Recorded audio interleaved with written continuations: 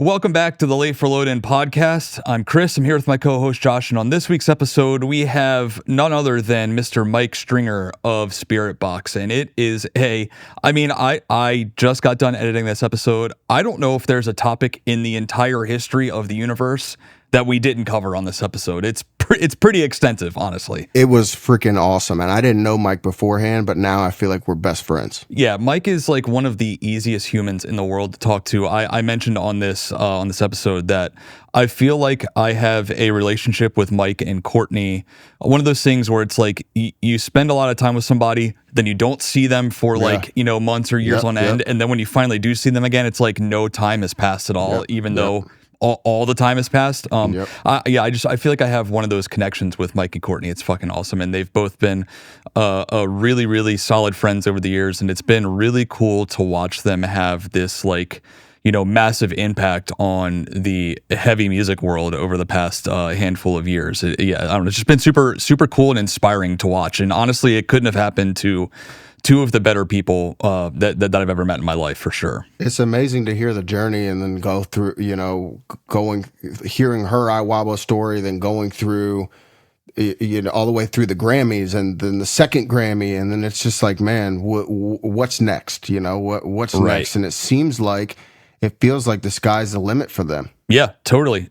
And you say what's next, and that's kind of something that Mike brings up in the episode too, is how it's specifically with him, but it seems to be with a lot of musicians where it's like you can't really sit in your successes for too long. Your mind automatically goes like, okay, so what's the next thing? And it does kind of feel like the sky's the limit for them. So I'm excited to see where they go next and kind of where that helps push the genre as a whole. Like we've talked about a lot recently, rock and metal is kind of on the rise again for the first time in a very long time. And, it's due to a handful of bands, and Spiritbox is one of those bands. They got to be on the forefront of the leading the charge, if not, Absolutely are. So, super inspiring group of people to watch, great people, and a super fun episode with just one of my favorite guys, nicest guys, extremely inspiring, creative human, Mr. Mike Stringer. I hope you guys enjoy this week's episode. Mike, Chris loves you, if you can't tell. I do. Mike's one of my favorite people. He knows that. Get out of here. Anyway. I'm just telling him. I'm just letting him, reminding him. All right. Anyway, you guys enjoy the episode. Josh sucks. Bye.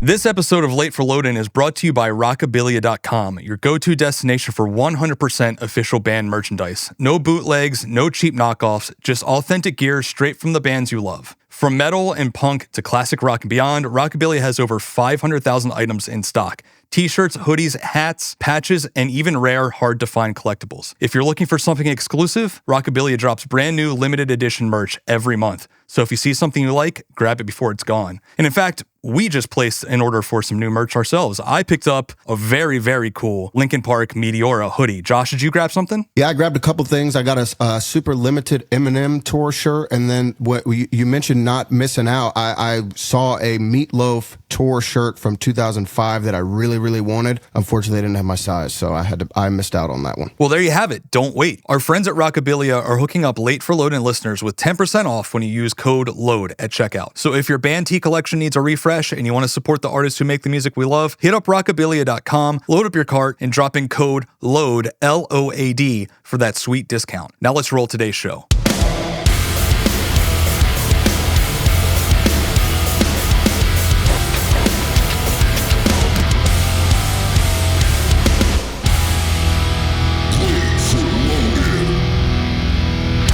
Mike Stringer, welcome to the Late for Load-In podcast. I appreciate you being here, man. Hello, friends. Thank you for having me. I appreciate it. Of course. It's this one's a long time in the making. We've been fucking ships passing in the night, or whatever the saying is. We've both been so fucking busy. We've had it scheduled and had to reschedule a bunch of times. I'm glad we were able to finally get one that was able to stick. We've been talking about this for quite a while. I know. We made it happen. It's awesome. It's funny, like seeing you in real IRL in Europe before actually doing this. It's funny. Yeah. It's weird because you and I won't talk for a while, and then we'll chat about random shit every now and then we see each other. And you and Courtney are like, and I don't know if it's because we're like kind of trauma bonded by the really depressing tour that we did together, and we'll get into that later.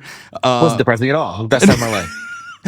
Sure. There were moments of it that were the best time, and there were moments of it that were some of the most depressing times I've ever had. But I agree. I feel like you guys are some of the friendships where it feels like, I cannot see you for, years at a time, but also when we're like, finally get to hang out again, it feels like we like totally didn't miss a beat at all. I don't know. It's cool though. It is the trauma bonding. I will say that for sure. It is. Yes. All right, I have no clue what trauma y'all are talking about. So are we going to start with this? Because we can. I feel like I don't know if I can wait to know what's happening. Yeah, we can. I mean, so Texas in July and I Wrestled a Bear Once did a co-headline summer tour in 2014, I think. And you can call it a tour. You could definitely call it a tour. I mean, we played shows. We played a cave in Bosnia is what we did. But we sure did. We sure did. Europe. Oh yeah. Yeah. Oh, you left that part out. Yeah. Oh yeah. Yeah. And we changes things. We lived on a bus together, and the bus broke down, I think, a couple times. Our driver was an asshole. Shows were. I mean, we set up and played. Are you saying that bus problems are your fault? I think I might have to say they're my fault. That's what I'm saying. They might have to be. On this tour, we also just blew another tire in the middle of the night too. So, damn, dude, that's wild. You got a bad record. Yeah, this doesn't look good for me. Anyway, Texas was starting to get into a rough spot. Iwabo was also in a bit of a rough spot, and it just there was there was a lot of dark clouds following that tour around. So while a lot of the hangs were really fun, there were a lot of moments that were really fucking depressing. Yeah, I'd say it was like 10% hangs, 90% existential crisis. For sure. Yeah. For a month, for a full month. Yeah. Yep. Also, at that point, I don't think anybody in Texas had ever looked at a tour budget in our lives, and somebody in our camp read the tour budget wrong, and we thought we were going to make a bunch of money, and about halfway through, we realized we were going to lose a bunch of money. So at that point, our band just started a fucking downward spiral. It was a mess, and Iwabo had their own shit going on. You guys fucking like lost lights you rented on that tour too, which could like further like sent you guys into it. It was a whole fucking thing. So it was a summer of just like 7 weeks of depression in Europe together, living on a bus together. Yeah. So the term trauma bonding is not to be taken lightly. No, we had a very depressing tour together. It was interesting for me because like I was fairly new to touring like that in general. So for me, for most of it, I was like, this seems normal. now looking back at it, it's like, no. We should have all been working at the grocery store. Like, we should have not been doing that. Just insane. I mean, one of the highlights for me was, do you remember? Okay, well, to set this up, we spent the entire time looking forward to, what was that festival? It was Vakken, right? We did Summer. I don't think we did Vakken. No, we did Summer Breeze. Summer Breeze. Yeah. It was Summer Breeze, and like for us, it was like, okay, all of this is going to be worth it because we're going to get to play Summer Breeze. And the driver, he for whatever reason, like the switch off didn't work in the middle of the night, and they just hung out for like 4 hours. So when we woke up and we were supposed to be there, we were still driving. And then I walked downstairs and everyone's just sitting there with like their heads in their hands being like, I don't know if we're going to make this. Like, I have no idea if we're even going to get there. And the fucking bus drove up to the side of the stage. All of the stagehands come out and helped us load in all of our stuff. We threw all of our stuff up and we played 3 songs. Yeah, I remember helping you guys rush your stuff onto the stage that day, just being like in a fucking full-blown panic. Yeah. And so all of that for that. Yeah. Like, that's what it felt like, you know what I mean? But definitely not normal. The opposite of normal. Yeah, you were lucky enough to stick around in the industry long enough to know that that's not how it's supposed to go. Yeah, I kind of learned like what not to do, I suppose, like a crash course in that. Yeah, I think if nothing else, it was a lesson for all of us.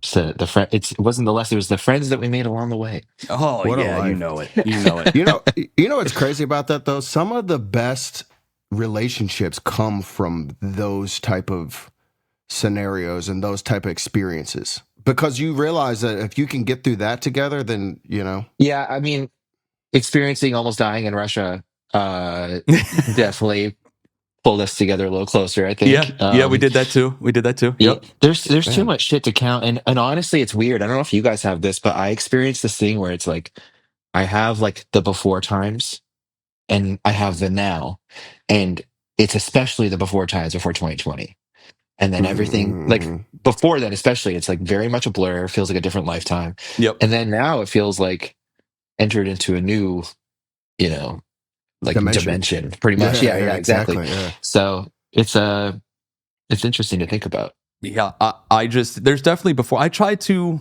I jokingly talk about that being a depressing tour, and I've definitely been guilty of like joking about like the Texas days being like miserable and shit because we were a band that always ate shit and we were willing to eat shit to just go out and tour and like do our thing, and we still loved it back then because we didn't know any different. And Sure, yeah. I joke about how miserable it was now, but I actually wouldn't trade those days for anything. Like I do think that it like fully equipped me to like really be able to appreciate how good we have it sometimes now, even though I still have days where I'm like, oh, this is tough, whatever. But I think that those days of grinding it out, long night drives in a fucking 15 passenger van and sleeping in Walmart parking lots, like, and not coming home and not making any money, like those days and those tours like definitely equipped me to like fully be able to appreciate how cool we have it now. So I definitely wouldn't trade them for anything. It's pretty Yeah. amazing. It's pretty amazing because like it's interesting because from our perspective and my perspective, I feel like I could go work any job, manage any business with my eyes closed because of all the shit we did. Yeah. But if I put all my touring history and all my experience on a resume and submitted it to, to become a regional manager for Walmart or wherever, they would throw it right in the garbage. Oh, Wouldn't yeah. even acknowledge Yeah. it. Would throw it in the trash. So like all the hard work and all the shit that we went through, it feels like it's only effective here. Yeah, totally. Mm-hmm. Yeah, the You real, know? the real world definitely doesn't look at what we do as it does. It's not taken serious at all, I don't think. Yeah, I wonder why that is. And I think that in reality, like especially for someone like you, Josh, who tour managed, a band who toured in, I mean, you toured with Motionless from vans all the way up into buses and from fucking shithole venues all the way up into, arenas and stadiums. amphitheaters and shit. Yeah. Like you have managed all sorts of crazy shit. Like you are more than equipped to do more than what any fucking That's what I'm store saying. manager. But no one, yeah, you're right. No one will in the corporate world will they ever throw take that motherfucker serious. right in the trash. Yeah. They Yeah. throw It's it because right in the it's because garbage. 90% of people view what we do as like not a job. You know what I mean? Oh, yeah. Like they don't really understand the full extent of it all. Which also, in my opinion, is as, to touch base on what you're saying about it being a motivator and whatnot, like that in a way kind of motivates me because if you view it like it can be taken away at any point and like Yeah. to the average person and it doesn't really make sense. Yep. It makes you realize how special it is. I mean, in all seriousness, like, yeah, I'm the same way. I think about some of the moments with Iwabo or my previous project or whatever, and especially Iwabo, because I went from like local band trying to do it and do the whole 15 passenger van and Canadian tours here, there, and everywhere all the time to try to make it work, like pre Facebook, like pre band Mhm. Facebook, Yeah, Yep. yeah. to then getting the Iwabo opportunity. And at the time, as I said before, like I didn't know any different. And I was like, man, this is insane. Like we're on a bus. This is insane. Like we're playing in Europe, we're playing in Australia, we're doing all this stuff. Um, and then having that removed and then going back to having a normal job, delivering pizzas, Yep. working at a fucking liquor store, doing this, that, or the other to make ends meet, it really puts a lot in perspective for sure. So Yeah, now for sure. getting to do this in a way that I never thought I'd get to do it. As you say, I still have moments where I'm like, fuck, God damn it. But then you Yeah. think about those other moments and you're like, well, that's something that you need to remember. Yeah. Oh, yeah. Absolutely. Do y'all have any friends that are completely outside of our realm that are like that you consider like friends? Oh yeah, 100%. Well, I guess it's easier for you guys because you guys could just say I play guitar in a giant rock band. For me, I just took a trip to Atlanta this past weekend with my son and two other dads on his soccer team and their kids. So like we took them to see a Manchester United game, and anytime somebody outside of our realm asks me to like explain what I do for work, like, can you explain what do you do? Like, you manage rock band? What do you do? I have no fucking, I can't explain it. I don't even know where to start. Yeah. You know, like how it's just such a weird thing of trying to, like, if I run into you at a festival, what are you up to these days? Oh, I'm managing now. Cool. We could, you know what I mean? But trying to explain it to somebody who has no idea our, what's the word I'm looking for? Our circle or our world is so fucking complicating. Yep. I don't know why that is. Because it's so not normal. You have to oversimplify it beyond belief. I mean, it's it's the same way that when we used to live in Canada, it would be like, oh, are you still doing that little band? Like, Yeah. you know, you play at the Y'all bar play down the around street. here? Yeah. Yeah. And then when you say, well, no, because you're being honest, because you're trying to build something Right. a bit bigger in a different Right. way that doesn't require that, then it's like, oh, well, then you're not actually a real Right. musician, right? Yep. So Totally. it kind of just like really breaks you down to the point where that becomes the norm, and the way that you explain it is just you just shrug it off, and I still do it because of that. But then, like, do you ever worry about when you try to oversimplify it and you just shrug it off, like you're coming across like arrogant, or It's a like, catch-22. It's a yeah, catch-22 yeah. I because guess that's true. if you then even, like, this is my opinion of Yeah, experiences that I've had, whether it's like, you know, you're just hanging out with your folks and you're getting dinner, and, you know, yeah, the waiter's making small talk or whatever, you're yeah, not going to be like, I was nominated for a Grammy. You're not yeah. going to do that. You know what I mean? Two Like, times. yeah, you're not going to do that. You're just going to be like, yeah, Yeah, yeah, I play in a metal yeah, band. yeah, yeah. But then there becomes this whole thing where, like, you're devaluing, Yep. right? Right. But you have to, because if you go about it in a way where you're not even bragging or whatever, like, it's not intended to be bragging. It's just you're just telling the Right. way, or like, I'm about to this tour or whatever. It's like it comes across like, all right, dude, Hmm. chill out, you know. Right. But Right. at the same time, if someone was like, yeah, I work in blah blah blah, and someone said, you know, oh, he just got promoted and he's been like employee of the month for 6 months, everyone would be like, damn, that's it. You know what I mean? Right. So it's such a bizarre thing, dude. It really is. It's hard to wrap your head around My sometimes. my wife and I both tend to just like I just say I play in a band and kind of leave it at that and let people Yeah. make whatever assumptions they make, and it is what it is. We've been like my kids have been you know, hanging out with my neighbors' kids more, and so we've been getting to know the neighbors a little bit more and kind of like letting them into our world and them finding out what I do. And like it's the same thing with her coworkers, but like she'll like, oh, say yeah, my husband plays in a band. They'll always ask what the name is, and I think they just assume it's like bar band, you know. And Yeah. then inevitably when we leave, somebody will go Google it and they'll be like, "Oh, wait a minute, he's in like a band," and they Well- like do stuff. Okay, like Yeah. but I never take But it there. I just let them think whatever they want to think, and if they want to look into it more, they can.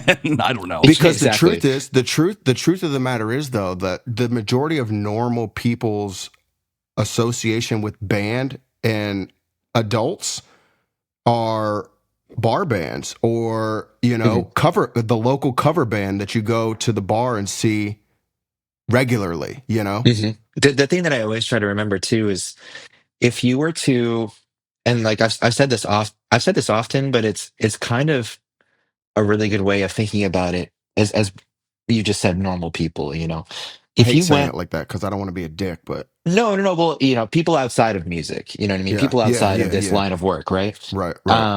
If you were to go on the side of a street with a set of headphones, and let's say you took the top tier band of this genre in this world, and you were like, hey, do you want to listen to some music?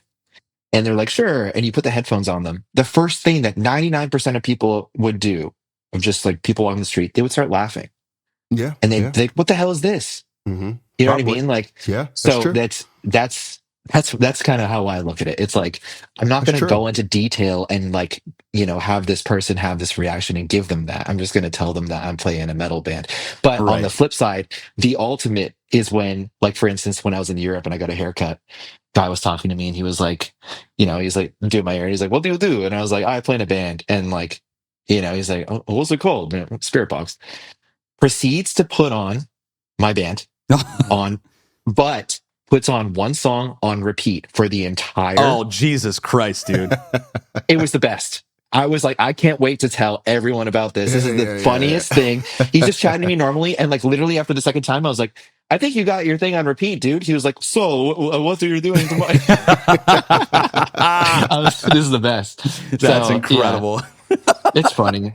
The Oh, whole man. dynamic with it is really interesting. I think it's very person to person, to be honest. Oh, for Yeah, sure. it kind of poked its head out to me this past weekend, but it's just been weird. It's just was this weird thing that's been in the back of my brain for a while. So I was curious to know, your thoughts and opinion on it. Yeah, I mean, growing up on an island is very difficult in that regard. Oh, and we're going to get into that too, and that actually Yeah, brings us sure. right back to where, because we jumped right into the thick of things, but I actually do want to go back to. So, did you grow up on Vancouver Island? Yeah, and it was the What the best. What the fuck is Vancouver Island? I didn't even know that existed. It's so I grew up in Victoria, and that's on Vancouver Island, which is right next to Vancouver. And I mean, like, in America speak, it's like pretty much even to Seattle. So Okay, a lot of sure. people, when you're like, oh, I'm from Canada, they're like, oh, it must be freezing. And it's like, dude, it's like Seattle. Like I don't live in like up north Canada, Yeah, Right. yeah. But it was the greatest. And it's funny because now I look back, and of course, when you're born into those surroundings and stuff, you take it for granted. Like Sure. it's one of the nicest places in the world to live. Like there's a reason for that. I think it comes with a lot of things that only people on the island can really relate to. Like Sure. it feels very remote. It feels very like cut off. But I only realized that once I started traveling a lot, and once I started experiencing certain things in different hubs of the world and everything. But it's funny, as I get older, I'm like, Kind of miss it. that'd be kind of nice, It'd be Yeah. kind of nice just to be in the middle of nowhere. But yeah, it's a beautiful place, and it's at one point there was a music scene. Okay. When things were really popping off in like 2007, 2008, and then it kind of fizzled out, and it's been there, it still is there, but it's few and far between now. Yeah. So before 2007, 2008, like in the early days, where did you find your ties to music? Was your did you have a musical household, or is it something that you came into for other reasons? Yes. So my dad was a guitar player. Okay, sure. And he was like a folk, like fingerstyle player, like chicken picking style. And so I heard him play all the time, and I was interested in it, but I was very young. But my parents were like, they did the classic force me into piano, which I'm so happy that they did. Yeah. But at the time, I was like, at first, I wasn't really into it, and then this is a classic thing that like every musician does. Dude, But there's no chance if my parents would have pushed me into piano that I would have stuck with it as a kid. But now I fucking wish more than anything they would have. I really do. yeah, I know, and it's just when you're not thinking about it at the time, because it's like as a kid you're not listening to classical music, Yeah. so you're almost being forced to do something, but it's flexing a muscle and developing a muscle that you at such a crucial time, Yep. and so I did that. I started when I was like 4 or 5, and then I became obsessed with guitar pretty shortly after, because my older brother was really into new metal and late 90s metal and everything, and was always blaring it in the house, because there's a big age gap between me and him. And so once I was 7 or 8, that's when guitar started, and that's when it just became an obsession. I stopped playing piano, which I regret, obviously. But I'm pretty certain I enjoyed playing the guitar a little bit more. You know So, what? yeah, I think it worked out just fine for you in the end, bud. I would say yeah, so. I mean, and it's interesting to think about the timeline though, and what could have been, because when I was expressing so much interest in guitar, my parents could have easily just been like, nah, just stick with piano, and then that would have been Right. it, right? But it was like a direct obsession. Like I'm freaking drawing the things in class and stuff. Like you know how it goes. It's just like you're not thinking about anything else. So, I got this tiny little nylon string Spanish style guitar. I learned Crazy Train as my first song. You know what I mean? The Yes. classic. And yeah, from there, man, honestly, it just kind of evolved into becoming obsessed with whatever my brother listened to, and thankfully my brother listened to a lot of really heavy music. Sick. So Hell yeah. it was really like a seamless transition into like just trying to learn more and more difficult songs and just kind of, upping things in that way until I was, in my teens and Yeah. joined a band, and then from there, that was it.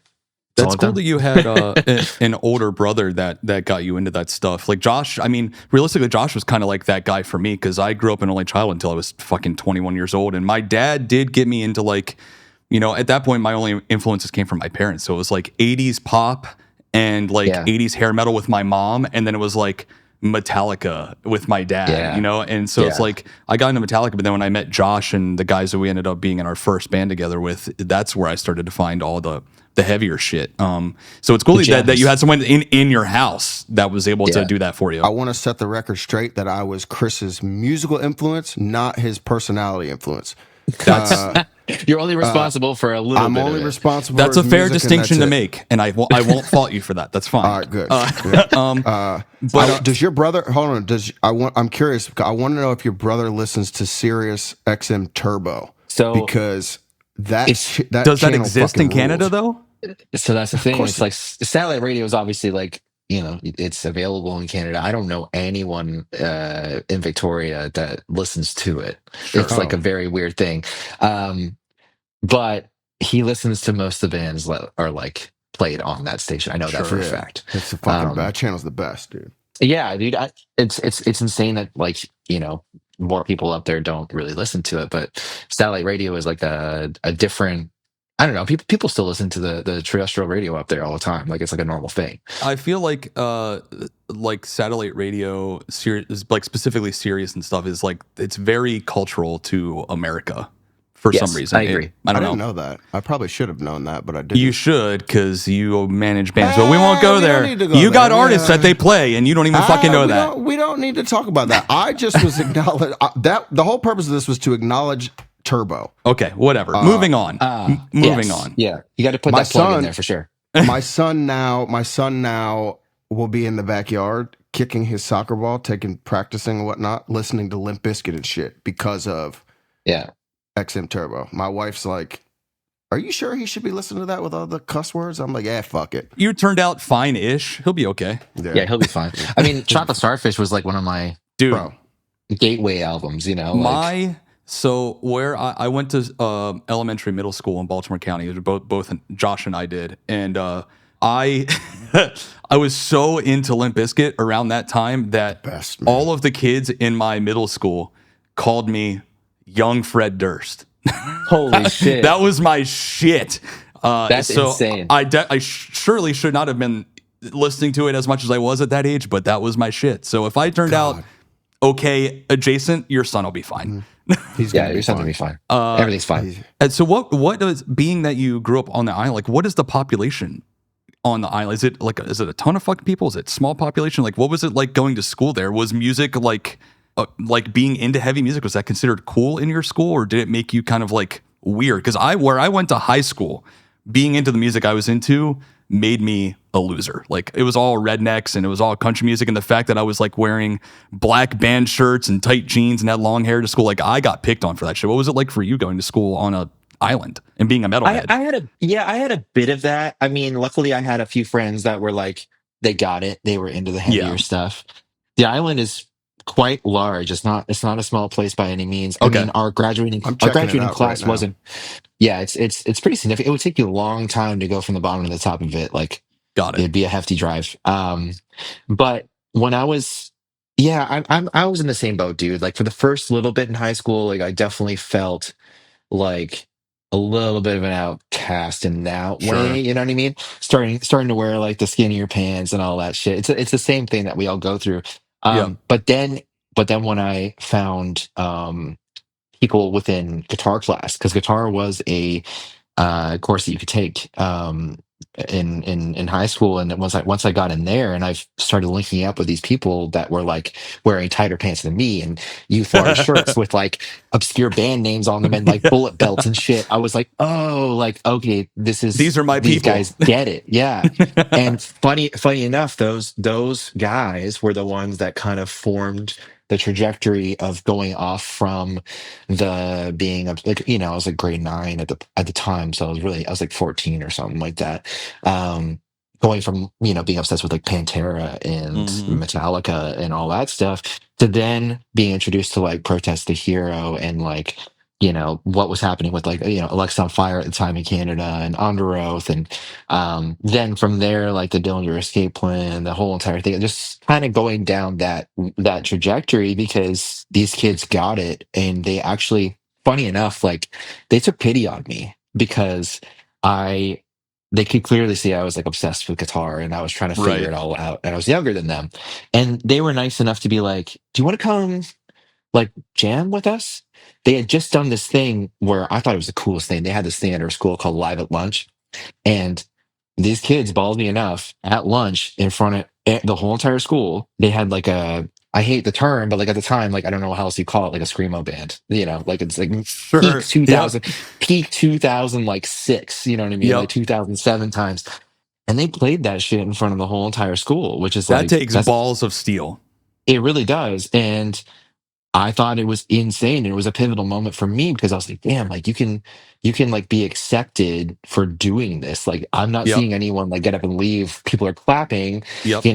and they were playing shows in town. And I was like learning all these things in real time. We're like, yeah, we have a show on Friday or whatever. I was like, you can do that? Like you can just book a show? Right. And Right. so they very much took pity on me, and they would like invite me out to their jams and stuff. And it's so funny looking back at it because it's one of those classic, like, it's at the drummer's house, parents are not home, it's late at night. Get all your shit in a room and just crank it. It doesn't matter what anyone's playing. It doesn't matter that you're not playing a song. Just try to keep up, you know? Yeah. And so once I kind of had that eye opening experience of like, holy shit. And then they started showing me, like, oh, we're putting together like a summer tour over uh MySpace or whatever. I'm like, what do you mean over MySpace? Oh, we just message promoters and they just Yep. like they'll let us come play in like a community hall. And to me, I'm like, holy fuck, like, I was Right. losing my mind like in real time for like 6 months, and then they graduated and they disbanded. But that instilled, I have to do this now. Like this, Yeah. I've now been shown that this is a possibility. I've now been shown that like you can do it. And that was a huge turning point for me. And from there on, like from that point onward, the following year, I was like, I have to find a band. I have to figure out how to tour. And I stumbled upon auditioning. You wouldn't call it an audition. It's just like if you could play guitar, you're basically in the band. Yeah. Um, but I remember I was at the mall with my friend, and we were going to go see a movie, and we went into this skateboard shop, and this guy that went to my school, who was like one of the only drummers in the school, was working there, and he was like, "Hey, do you play guitar? I think you play guitar, don't you?" I said, "Yeah." And he was like, "Do you want to come just like jam with us? I got a band." Anyways, went there the following week. They already had a van. They already had like the singer was the local promoter, and he was the one that was putting on all the shows. And he had already like had the same type of aspirations as me. And once I got there and we started like talking and playing and stuff, he was like, "Yeah, like I want to try to book like a 2-week tour next month. Would you be interested in just like being in the band, and we could figure that out?" So like 2 weeks later, we went and recorded a song. 3 weeks after that, we were on tour. Like we did a Western Canadian tour. I think I was 16 and a half years old. My parents were not stoked. Every adult involved was terrified, Of rightfully course. so. I mean, like, how could you How not how be? old was everyone else at the time in the band? They were on the same age. It Okay. was like a mixture of 16 to 18-year-olds. Okay. Yeah, I can see parents not being stoked on that. No, dude, my parents, like, they were just like, this is not, you cannot be doing this. It says a lot about your parents for them to let you go, though. 100%. And honestly, without those experiences like we were talking about before, I don't think I'd be talking to you right now. Right. But it's like a crash course and like, all right, go figure it out. Doesn't Yep. matter that you're playing to like 4 people in Calgary in a community hall, like just go figure it No. out. Especially And those first so, ones, it literally doesn't matter. You're just excited that you no, get to go to a different area and set up your gear and plug it in. You don't even care if anybody watches at all. You know what I mean? no, dude. That's the whole mind boggling part about it, is that like you have these moments of like, oh, wait, like you can just go and do this. Like, this is Yep. kind of like how you start this whole entire thing. Yep. So yeah, it taught me a lot. And honestly, from that point on, that's just all I did. It was just that and try to tour as much as possible. Like I was saying before, it's like pre Facebook, pre social media, pre all that shit. And you're just, unfortunately, under the impression that all it's going to take is for someone to watch us and blah blah Yeah. blah, and then you Yep. learn after a little while, after X amount of van breakdowns and X amount of money, boxes being stolen and all that shit, that Yep. like this is not how you do this. But it's so important to go and do it, Yep. because if you don't, you have no I idea. can relate so heavily to this because I remember when Chris and I played our very first show. I can still remember it. I remember what shirt I was wearing. I remember everything. I felt like I was going to be famous. Yeah. Oh yeah. Yeah, I yeah. just felt it, and Mhm. I lived with that, but it was from that moment in time, even though I don't sing in a band anymore, it was from that moment in time that I think I made my decision that I was going to be a part of this industry in some facet or another. Yep. And I think that's why we're able to still be here, because there was no, and this is something I try to talk to some of these younger bands about. One of the questions that I like to ask bands before I start working with them is, what is plan B? Because What plan I B? never had Exactly. one. Yep. No. Same. Like, I don't know what the fuck plan B is. Yeah, I'm not singing in a band before, but that doesn't mean this is plan B. That's just how my path and my journey through in this industry went. There was no plan B. And I think that if you have a plan B already, then You're probably not going to make it in this world. you're probably not. You have to be willing to give it all. You have to be, and also there's an addictive part of it too, where it's like it's providing you something that you cannot purchase. It's Yep. providing you something that only you can figure out and try to sustain and try to keep going. Yep. And so, it's really strange when you develop those relationships and friendships and you have the key people that get it, but then the general people don't. Right. And that kind of really messes with you, because once it's taken away, then you have to try to go back to real life, but you're still trying to do the thing. You're Right, still right. your brain is still like, no, I'm gonna make it work. It's hard, man, but it's you're exactly right. It's no plan B, and you just have to, like I'm not good at anything else. I suck at everything else. So this has to work, and I don't it's know just what no else I would matter do. what. Exactly. I don't know. Exactly. But then let me ask you this question: how gratifying is it to find that level of success after, whether you view it as success or not, the general population from the outside of, I don't know how your viewpoint is, but you might not be done yet, right? You might still think, well, I haven't gotten as far as I wanted to go, so I'm going to keep pushing and keep pushing. But when you start to reach that point of like, holy shit, this is working, like, how great does that feel? So I feel like there's still a long way to go. I think we have a lot to do. And I have a thing where, and I don't know if you guys have this, but like, I can't really celebrate something for too long. Yeah, for sure. I feel like musicians' brains in general, most of us, maybe, I don't know. I haven't spoken to a lot of people about this. I feel like you spend X amount of time thinking about, okay, for instance, like you play in front of 50 people, right? You have a moment of like, oh, that was so cool. But what would 100 feel like? Yep. And then you go and do that. And then it grows and then it grows. Yep. I'm pretty sure, actually, I think John Mayer actually had like a whole interview about this where he was going on about like the certain aspects of like the addictiveness versus like being able to actually celebrate it. And that's kind of what it's always been. It's like something happens, you have a moment of clarity where like, holy shit. And then you're like, but what if it was this? And Yep. then you start working towards the next one, So yeah, for me, so much of this, obviously there's like this whole buildup. Obviously there's like a setup. There's years and years of like trying to make it work, doing all these things. And then the strangest part about it is that once we started in this project, Spiritbox started like moving up, and like people, whether that was like people in general or industry people or whatever, started like, you know, getting a little bit interested. Pandemic happened, and then from that point on, that's when things started connecting. That's when things started clicking, and that is very strange. It's Yep. very strange to go into that time frame as one thing and come out of that a year and a Completely half, different whatever you thing. want to call it later, a completely different thing. Yep. The expectation, the just everything about it, man. It's just a very bizarre thing because you spent so much time trying to catch that carrot at the end and stick, you know what I mean? And then Mm-hmm. you're still not catching it, but like you're making your way up, you know, like Sure. you're slowly getting up to that point.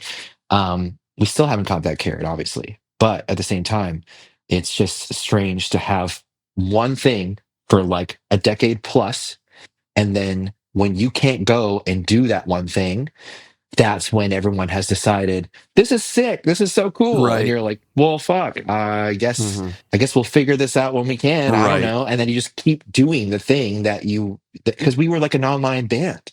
we had done we had done 10 shows tops, you know, like I think 7 or 8 of those shows were on the canceled tour that we had opened for After the Barrel in Europe. And that's when we had to go home, and I You're right. came home in horrendous debt. I had to spend, you know, X amount of crazy amounts of thousands of dollars on last minute tickets home, and it was on my credit card. And I was like, well, band's done.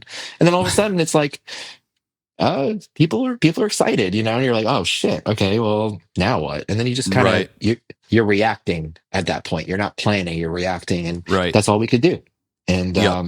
so it's strange. It's very strange. It's not a traditional way of going about building something, and it's definitely a very weird feeling, and it was very weird at the time. It's a little easier now because like we're able to actually go out and do the thing, Sure. but even so, I find myself all the time like playing in front of people and seeing people know the words and wear our shirts and shit, and I'm like, what the fuck did this happen? This is so bizarre. This is very bizarre.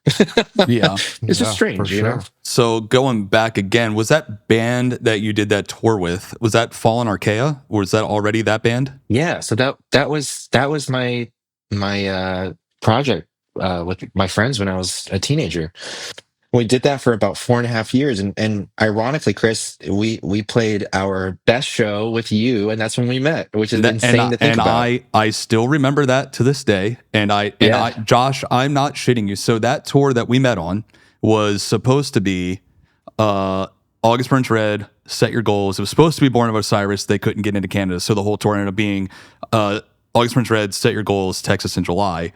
For Mhm. the Vancouver date, Set Your Goals broke down, so it ended up just being August Burns Red, Texas in July, and then his band Fallen Archaea opened. And I have never been more intimidated going on stage in my life than having to play after his band, because Really? even at that time, Mike could have shred anybody on our tour under the table, and I genuinely blown away. I went to the merch table, I bought a CD, I bought a T-shirt, like I was fucking blown away. And then we fast forward, and we end up on that Europe tour together. And I walked on the bus, and I was like, "Aren't you that guy from that Yeah. band?" And it fucking blew. It was a weird, weird full circle moment. So you did that band for 4 years. You said was there a break between that band and Iwabo, like, or did you do all the way up until you joined Iwabo? Well, first off, I just wanted to say you actually watched us, which is crazy Yeah. in itself. So that's No, no, mental. no, no, So no, no, thank no, you for no. watching us. You guys were Yeah, sick. that dude, we got the call to do that show when we were all just so happened to be like in the jam space, and our singer was like, we can go open for freaking August Burns Red and play with Texas in July. Let's go do it. And like that day went and did it. So it was a very hectic thing. But yeah, I did that band from 2008 to about, I would hate to get this wrong, but I think it's like 2011-ish. Okay. Then this is where because what's interesting about this is that Courtney was in a local band, and my band would play shows with her. We had done like some shows together around Canada and stuff. And at that time when my band broke up, I knew of them obviously and like was friends with them and everything, and they wanted to have a third guitar player. And Okay. they were I don't know why. I mean, again, you got to remember we're playing community halls. Like you're playing a community hall with 3 guitar players. Sure, why not? Whatever. I played a Um, show with a band in upstate New York that had 2 bass players. You can do whatever the fuck you want. It I doesn't mean, matter. whatever. 2 drummers, fuck it. Who cares? Yeah. Who cares at this point? And so they were like, "Yeah, like come hang out." And I started hanging out with them and everything. And I played with them for a while, and we did some shows together, and we were writing and everything. And then Courtney got the call to be in Iwabo, which was a very dramatic, very all of a sudden thing. Yeah. And what's so crazy about it is that at the time, our manager now, Jason, was managing Iwabo, Hmm. and so Unicron had just put out a music video like, I don't know, 6 to 8 months before that. And Iwabo lost their singer mid tour. She was like, just dipped essentially. Yep. And so then they, manager start scouring the internet with the band, and they're like, well, what about this Courtney chick? And they just DM'd her on Facebook. Hey, could you fly out tomorrow, 4th of I would have thought July? that shit was a scam. Yeah, I know. And so, dude, she quit her job just on the spot and then just hopped on a flight.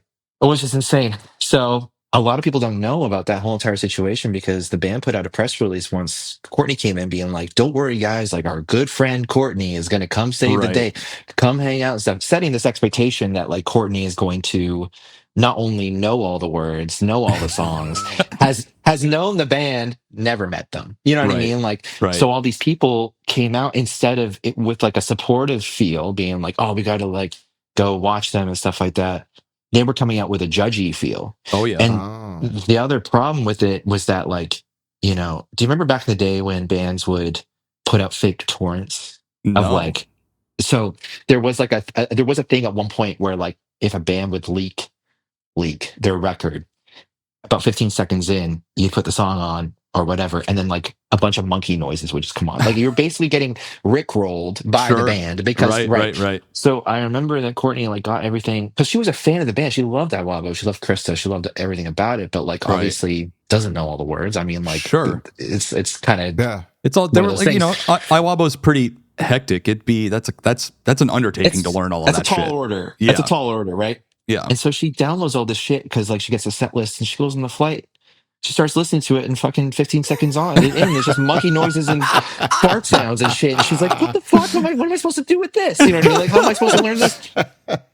They didn't have a practice, they didn't have anything. And then the next day she freaking goes and does the first set of the Warped Tour and someone obviously films it, puts it online, and everyone's like, this sucks. You know, and you're like, well, man, way to set that up for What Warped failure. Tour was that? What year was that? 2012. Okay, I would have been. So she was on that one. I was on that one with Motionless. She probably knows you. Yeah, she's Yeah, probably hung on out the with same you. Yeah. on the same stage. Yeah, for sure. Oh, the truck. 'Cause The Ernie Ball truck.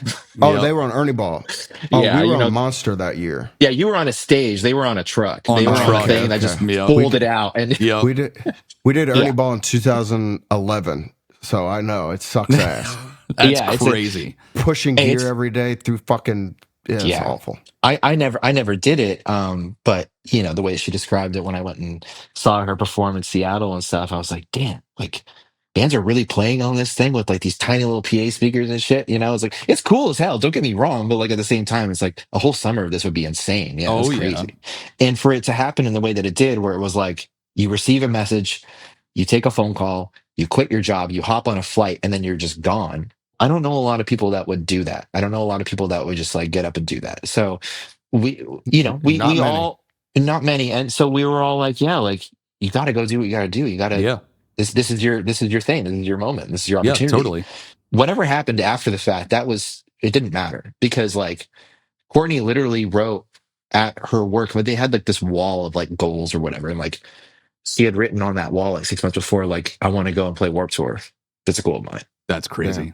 And then I she get ended up quitting chills. that job. That's Right. crazy. You know, it's mental. Yeah, that's crazy. Yeah. So it's almost like she manifested it. And of course, Absolutely like it wasn't like easy, you know, but at the same time, you have to say yes to things. You have to make things work. So Yep. yeah, I think that experience for her and Warped Tour, dude, like it's like again, I never did it, but every single person I talked to, it's like, oh, it's brutal. It's like one of the most brutal things you could do. Yep.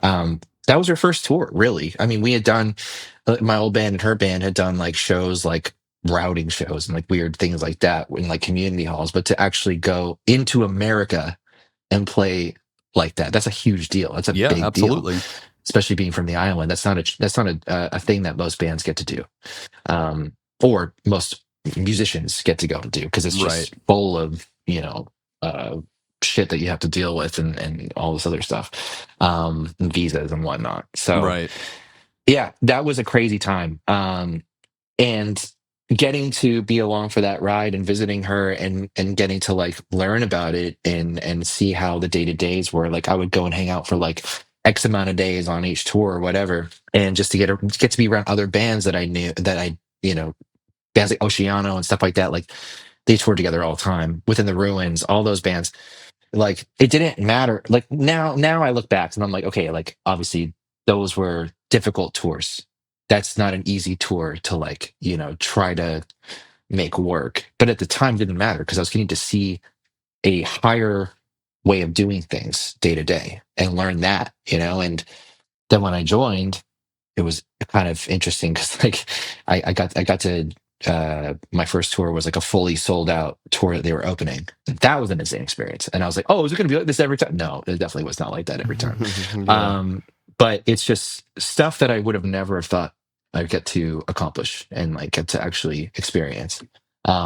So it was all so valuable. It didn't matter how stressful or crazy it was. Looking back at it, I don't think we would be operating Spiritbox the way that we are and have been if it wasn't for Iwabo, for sure. Oh yeah, for sure. I'd imagine. In that time period, I mean, I know that we already talked about not having a plan B, but in that time period between Fallen Archaea and the band you did with Courtney, and then her, switching over to Iwabo, was there ever a point in there where you started to think maybe music wasn't going to work out for you, and you were just like, maybe I need to go figure out something else. Maybe it is time that I accept that there needs to be a plan B, because I've had plenty of shit. I've had moments like that in the past 3 years, where I'm already paying my bills from music. I've been very fortunate, but I still have moments where I go, shit, maybe I just need to go get a 9 to 5 and move on. Maybe I'm done. Maybe my course is, over. Today's show is sponsored by Bestronix Pro Audio. Let's be real. Your rig is only as solid as the cables running through it. Whether you're touring the world or building out your dream setup at home, you need quality cables that won't let you down. That's where Bestronix Pro Audio comes in. BTPA specializes in full tour rig builds, custom cabling solutions, and if you're the hands-on DIY type, they've got bulk cable and connectors so you can wire up your own setup exactly how you want it. Everything they make is road-tested, built to last, and trusted by the pros. And because you're part of the Late for Load-In crew, BTPA is giving you 10% off your order. Just use the code LFLI10 at checkout and save on the best cables in the business. So don't let bad cables kill your tone or ruin your set. Hit up btpa.com, lock in that discount, and keep your rig dialed and ready for the road.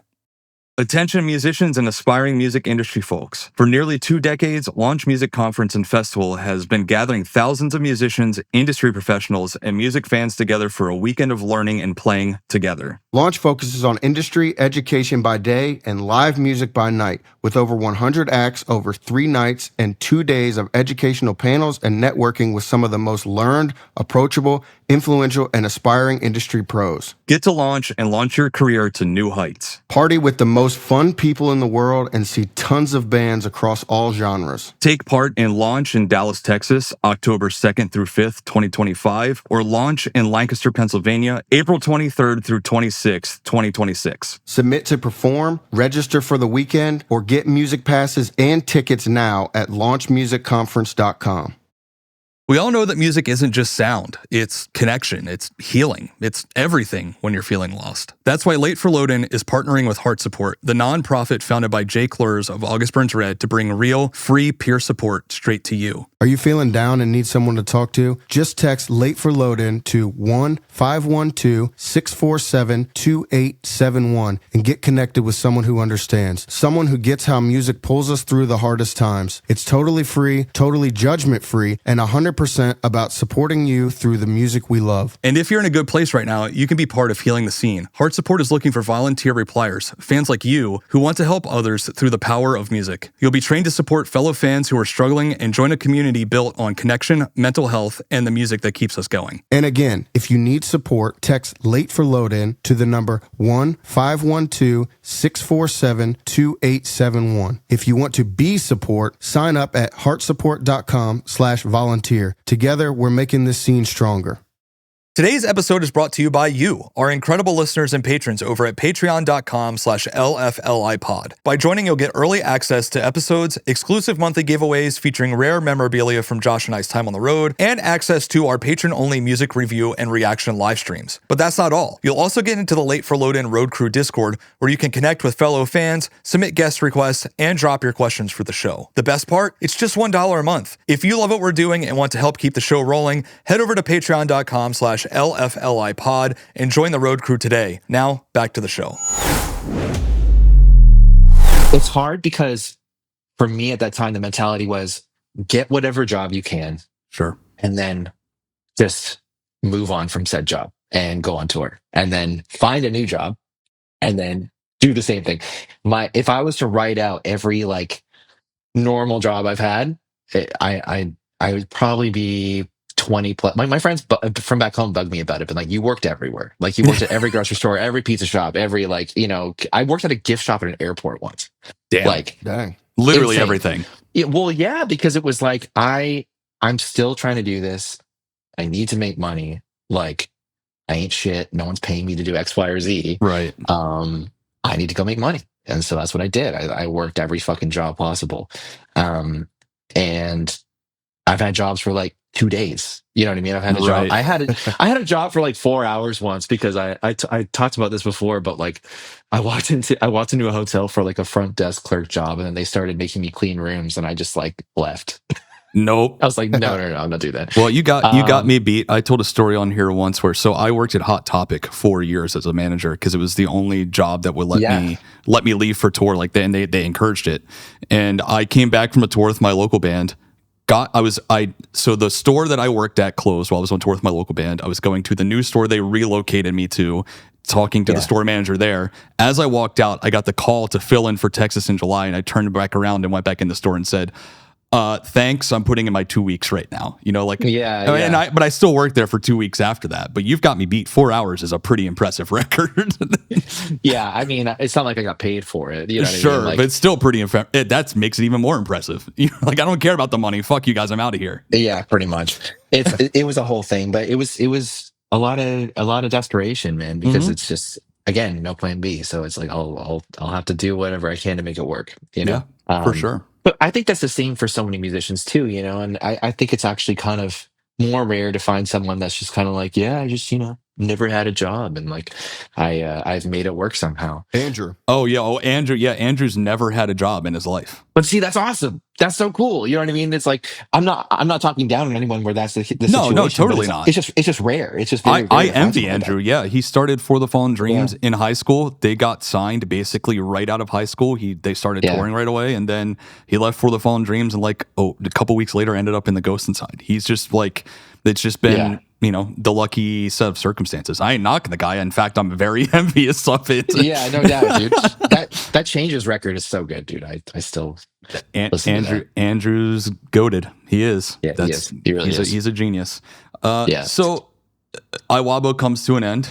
At what point do you and Courtney start doing Spiritbox stuff? I mean, I'm sure you guys are married, you live together, so I'm sure you guys were just always kind of doing music stuff together. But at what point do you start calling it Spiritbox and putting that whole project together? We pretty much started right away. Like, that band ended on a tour, came home. It wasn't planned at all. It was just like a very abrupt thing that just ended up having to happen. And as soon as I got home, we were living in my parents' basement, and I was like, I'm just gonna start writing. Let's just see what happens. And she started working at a cafe. I got a pizza delivery job, and we started doing like the real life shit, but still pursuing this, and this being the end goal. And just wrote for a better part of almost a year. And then at that point, I had like, I don't know, 8 or 9 songs, and I was like, let's just do like an EP and see what's up. And put that together, recorded it, mixed it, and then Jason, our managers who managed Iwabo, he heard it, took a lot of interest in it, and then we kind of just started like formulating a plan, being like, what if we just like, because obviously me and Courtney wanted to go and perform again. We wanted to go, and that's like literally the whole reason of being a musician.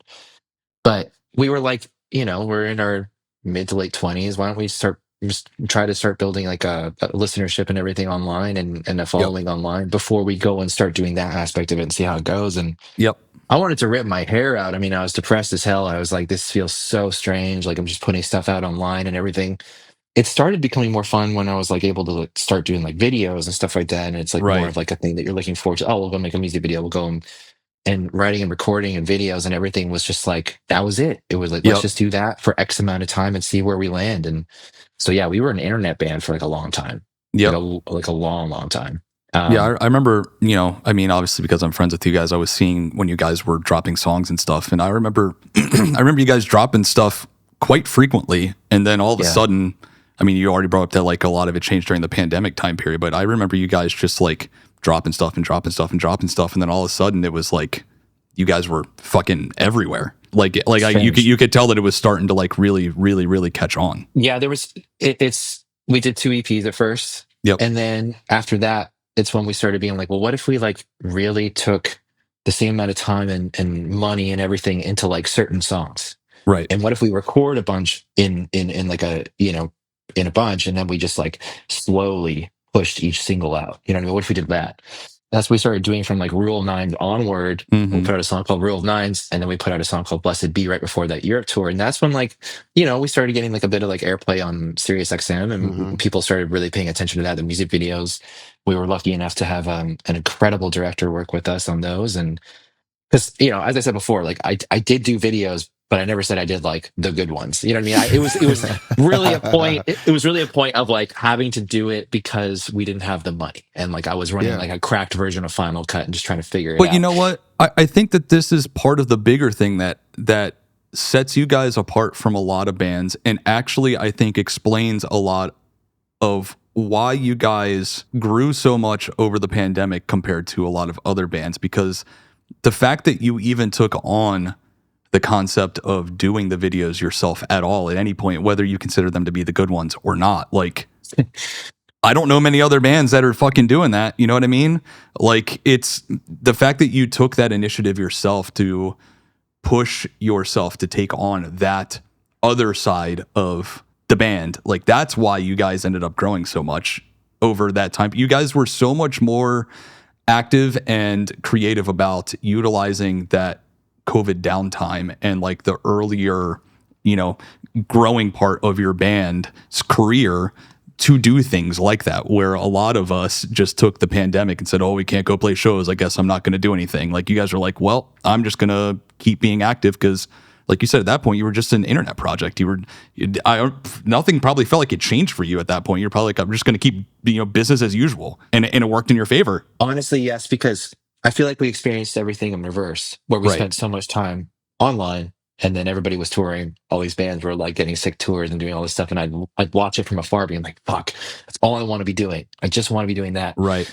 And then when it flipped, it was like, okay, we went and tried that. Immediately, we got shut down. So what am I going to do? Am I going to just like sit at home and not I'm just going to go back to what I was doing. Meanwhile, all the touring bands were like, well, fuck, like, how do we even operate a band? Right. Yeah, they didn't know how to transition to that. You guys were already like pre-positioned to make the most of that kind of scenario. That's interesting. I'm lucky in the fact that like I really enjoy making videos. I really enjoy doing that. I feel like Right. that's the other thing about it, is that like some people might not find that interesting. Sure. And so they're not going to go out of their way to be like, oh yeah, we'll make like a whole thing of it. But yeah, it's just strange to think about the whole reverse switch up nature of that. It's very bizarre. I was going to ask, when you guys decided to form Spiritbox, was there any sort of like conversation that you guys had of like, oh, what if we tried? Because did Courtney sing in Iwabo too, or no? She did. Yeah, she did. Okay. Not quite in the way she does in Well, that's what I mean. I mean like clean sing. I know she screamed, but She did it. And also the thing is like one thing I always respected about that band is that it was very like all over the map. It would go from like a blast beat, gravity blast part into like a jazz break into whatever. So as like a, you know, from like a guitar standpoint, especially, it's like that's so interesting and just different. Yeah, vocally. you get to flex all your different skills within one set. Yeah. Which is crazy, and it's insane to try to learn, especially. But with her, she was always having to learn someone else's range. She was always having to, because the popular songs, all the songs that were like people knew, someone else wrote them and someone else performed them. So you know, she did do records with the band, but it's not like she went to the guys and were like, "Here's what we're gonna do." Like she was given an entire instrumental record and was like, write to this. So she had a moment there, but like they weren't considering the key that she probably would excel in, the range that she should be singing in. They weren't considering these things because like, you know, it was a very hectic, fucking crazy ass band. This time around, it was like we didn't have anyone telling us like we need to mix it this way, what gear we're going to use, whatever. It was literally the most liberating thing, because it was like we get to choose who we work with, we get to choose the equipment that I'm going to record Courtney with. We're going to like do everything the way that we want to do it. And so when people started hearing the early Spiritbox stuff, oh, Courtney, like, she must have taken like vocal lessons, she must have done this or whatever. It's like, no, it's just that like this has We always wrote been with here. her in mind. It's just that we're actually considering, Right. you know, what Yeah, she excels interesting. in and the range that she wants to be in, you know? Yeah. I think that I've heard. I mean, we had Dan, Mr. Bronstein, on a couple weeks back, Oh, nice. and we talked to him about how he came to start working with you guys and stuff. But I Mhm. feel like I've heard you also credit, starting to bring him into the fold as Mhm. being kind of like a turning point for you guys too. When did It he start? was. I know he like was mixing a he mixed a bunch of the earlier stuff for you guys, right? But what song did he start kind of like getting involved in songwriting with you guys? So that is a whole thing because Dan has always been there since the beginning. And my first band, Fallen Archaea, our last record, he mixed. I got Hmm. to go down and work with him while Courtney was working on the Iwabo record that she was on.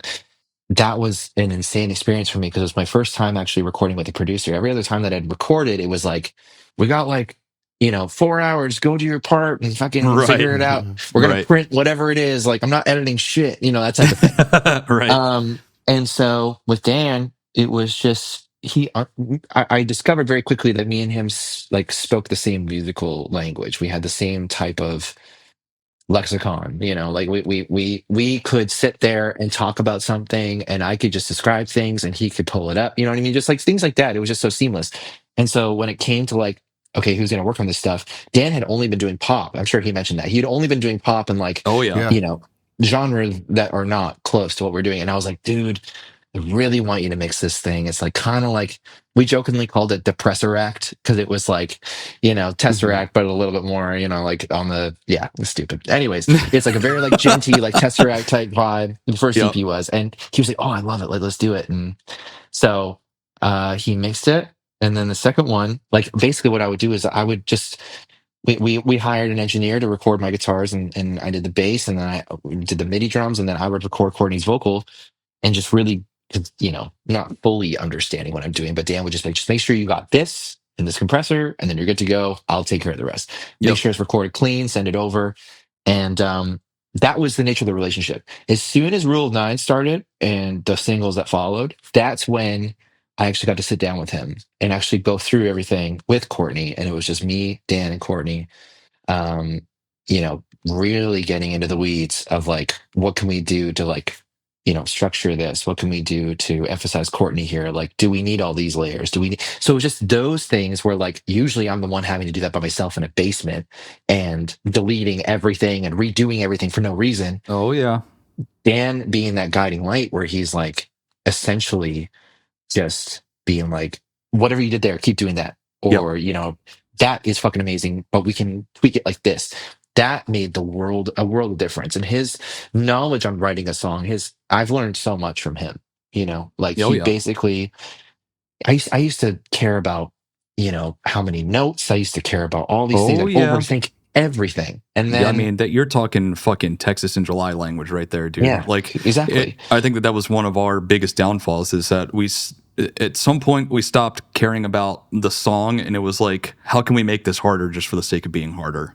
And Yeah. that and that was part of the downfall, I think. So it's an Yeah. easy trap to get caught in for sure, and it's good to have someone like Dan to be like, you're overthinking it. Right. It's you learn quick. It's not about the part. It's about the song. Does it serve the song? Does this actually do anything? Are you just doing that for the sake of doing it for the video, for the playthrough you're doing later? You know what I mean? Like stuff like Right. that. So that's when things really started clicking and connecting. And yeah, it's an entirely different thing when like obviously you're sitting there, you're used to doing it yourself, but then you have someone that is there to support, to guide, to really speak your language. So that way when you're like, oh, like I'm hearing like this really weird, buzzy, like distorted thing, then he pulls it up and then he starts tweaking. He's like this, and you're like, perfect, yeah, exactly. Yep. Like stuff like that would have never, been put into our shit if it wasn't for him and Right. his in the way that he operates and the way that me and him work together. So it's a very seamless process, and it's like it's more so just hanging out. Yeah. It's not even work. It's like Yep. you're just That's the hanging out with a best. buddy. Yeah, it's the best. It literally is the best Yeah. because there's no rules. There's never ever like a no. There's never ever a well that's dumb. You know what I mean? Like let's not waste time on that. We'll chase anything because this band has always been like we're just gonna record whatever we think is catchy and that we like it. I'm not gonna ever not try something because it's too much like this, or it's I don't like that genre or whatever. It's like we're always just gonna make what we want to make, and to have someone facilitate that, and to have someone there that actually encourages that, makes the product just that much better. Yeah. It's insane. I think one of the things that gives him a unique edge in this style of music is his pop background and his Yep. sensibility to that. I really liked him. I didn't know him before that, and I thought he was great. He I is really enjoyed talking to him, and I would love to have some bands go work with him even. he is hands down my favorite producer I've ever worked with. It's I think it's you mentioned that you guys like speak the same musical language, and I think that one of his biggest strengths is that I think that he is a musical translator. Like he can take anything anyone says verbally and all, like he just already knows how to translate that through music, and it's wild. Like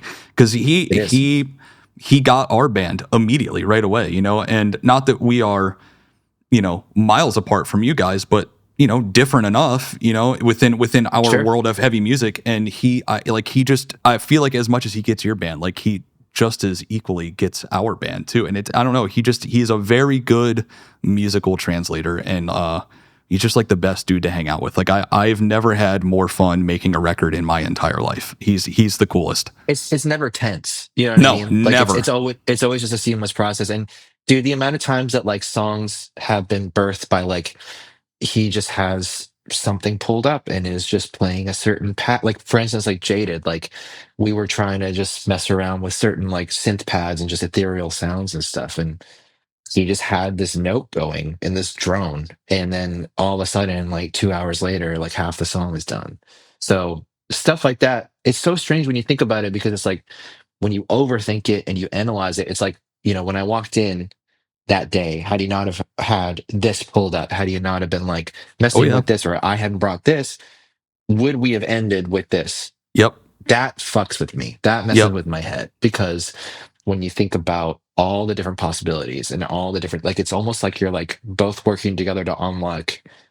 It's unlocking this potential thing. It's like figuring out a puzzle, Yep. and like maybe you don't finish it at the end of the day, but you've definitely made a lot of like you really almost completed it. And had you wouldn't have had X, Y, and Z up, or had a sound in mind or whatever, would you have made it there? I don't know.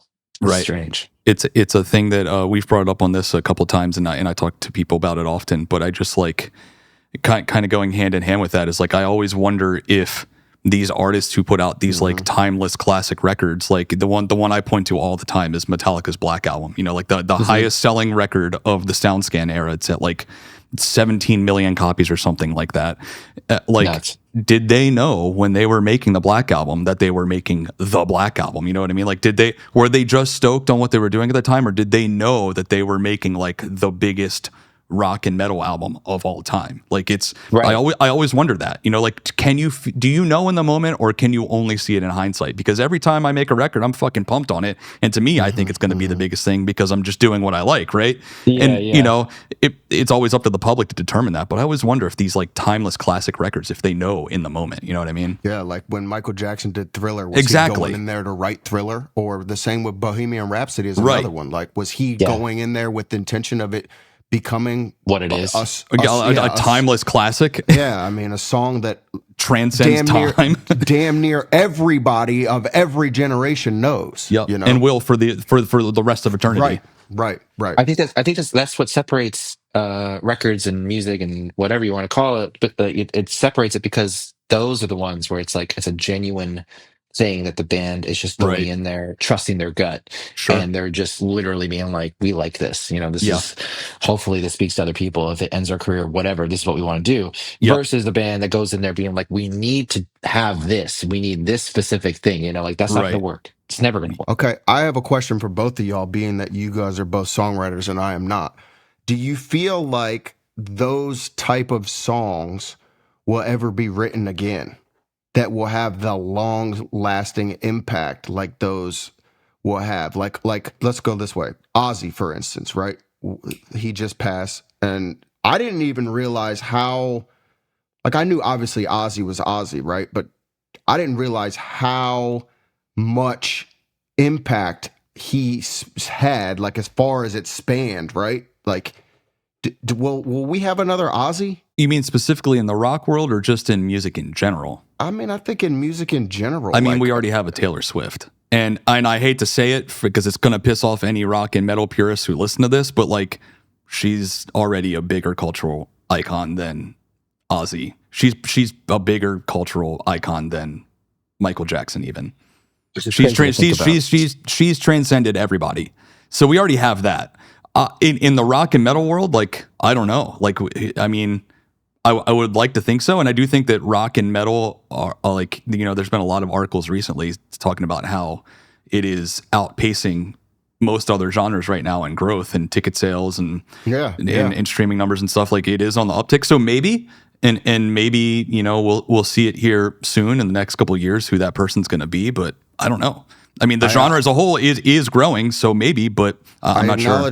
I acknowledge that I took you down two paths at the same time on that question. So let me go back to the other path where my original question, the songs. Will we have timeless? Well, I think that goes hand in hand too, because as the genre grows, I mean, that's more more chance for a rock song to break through the cultural veil and become part of the mainstream as well. So I think it's possible. I feel like so much music is like, I view it kind of like a moment in time, you know, and it's like, it's whatever is happening in that time period. It's all about whatever the people feel about it, whether it's like they connect with it because it was like a really hard time in their life, a breakup or something really positive or whatever. That's true.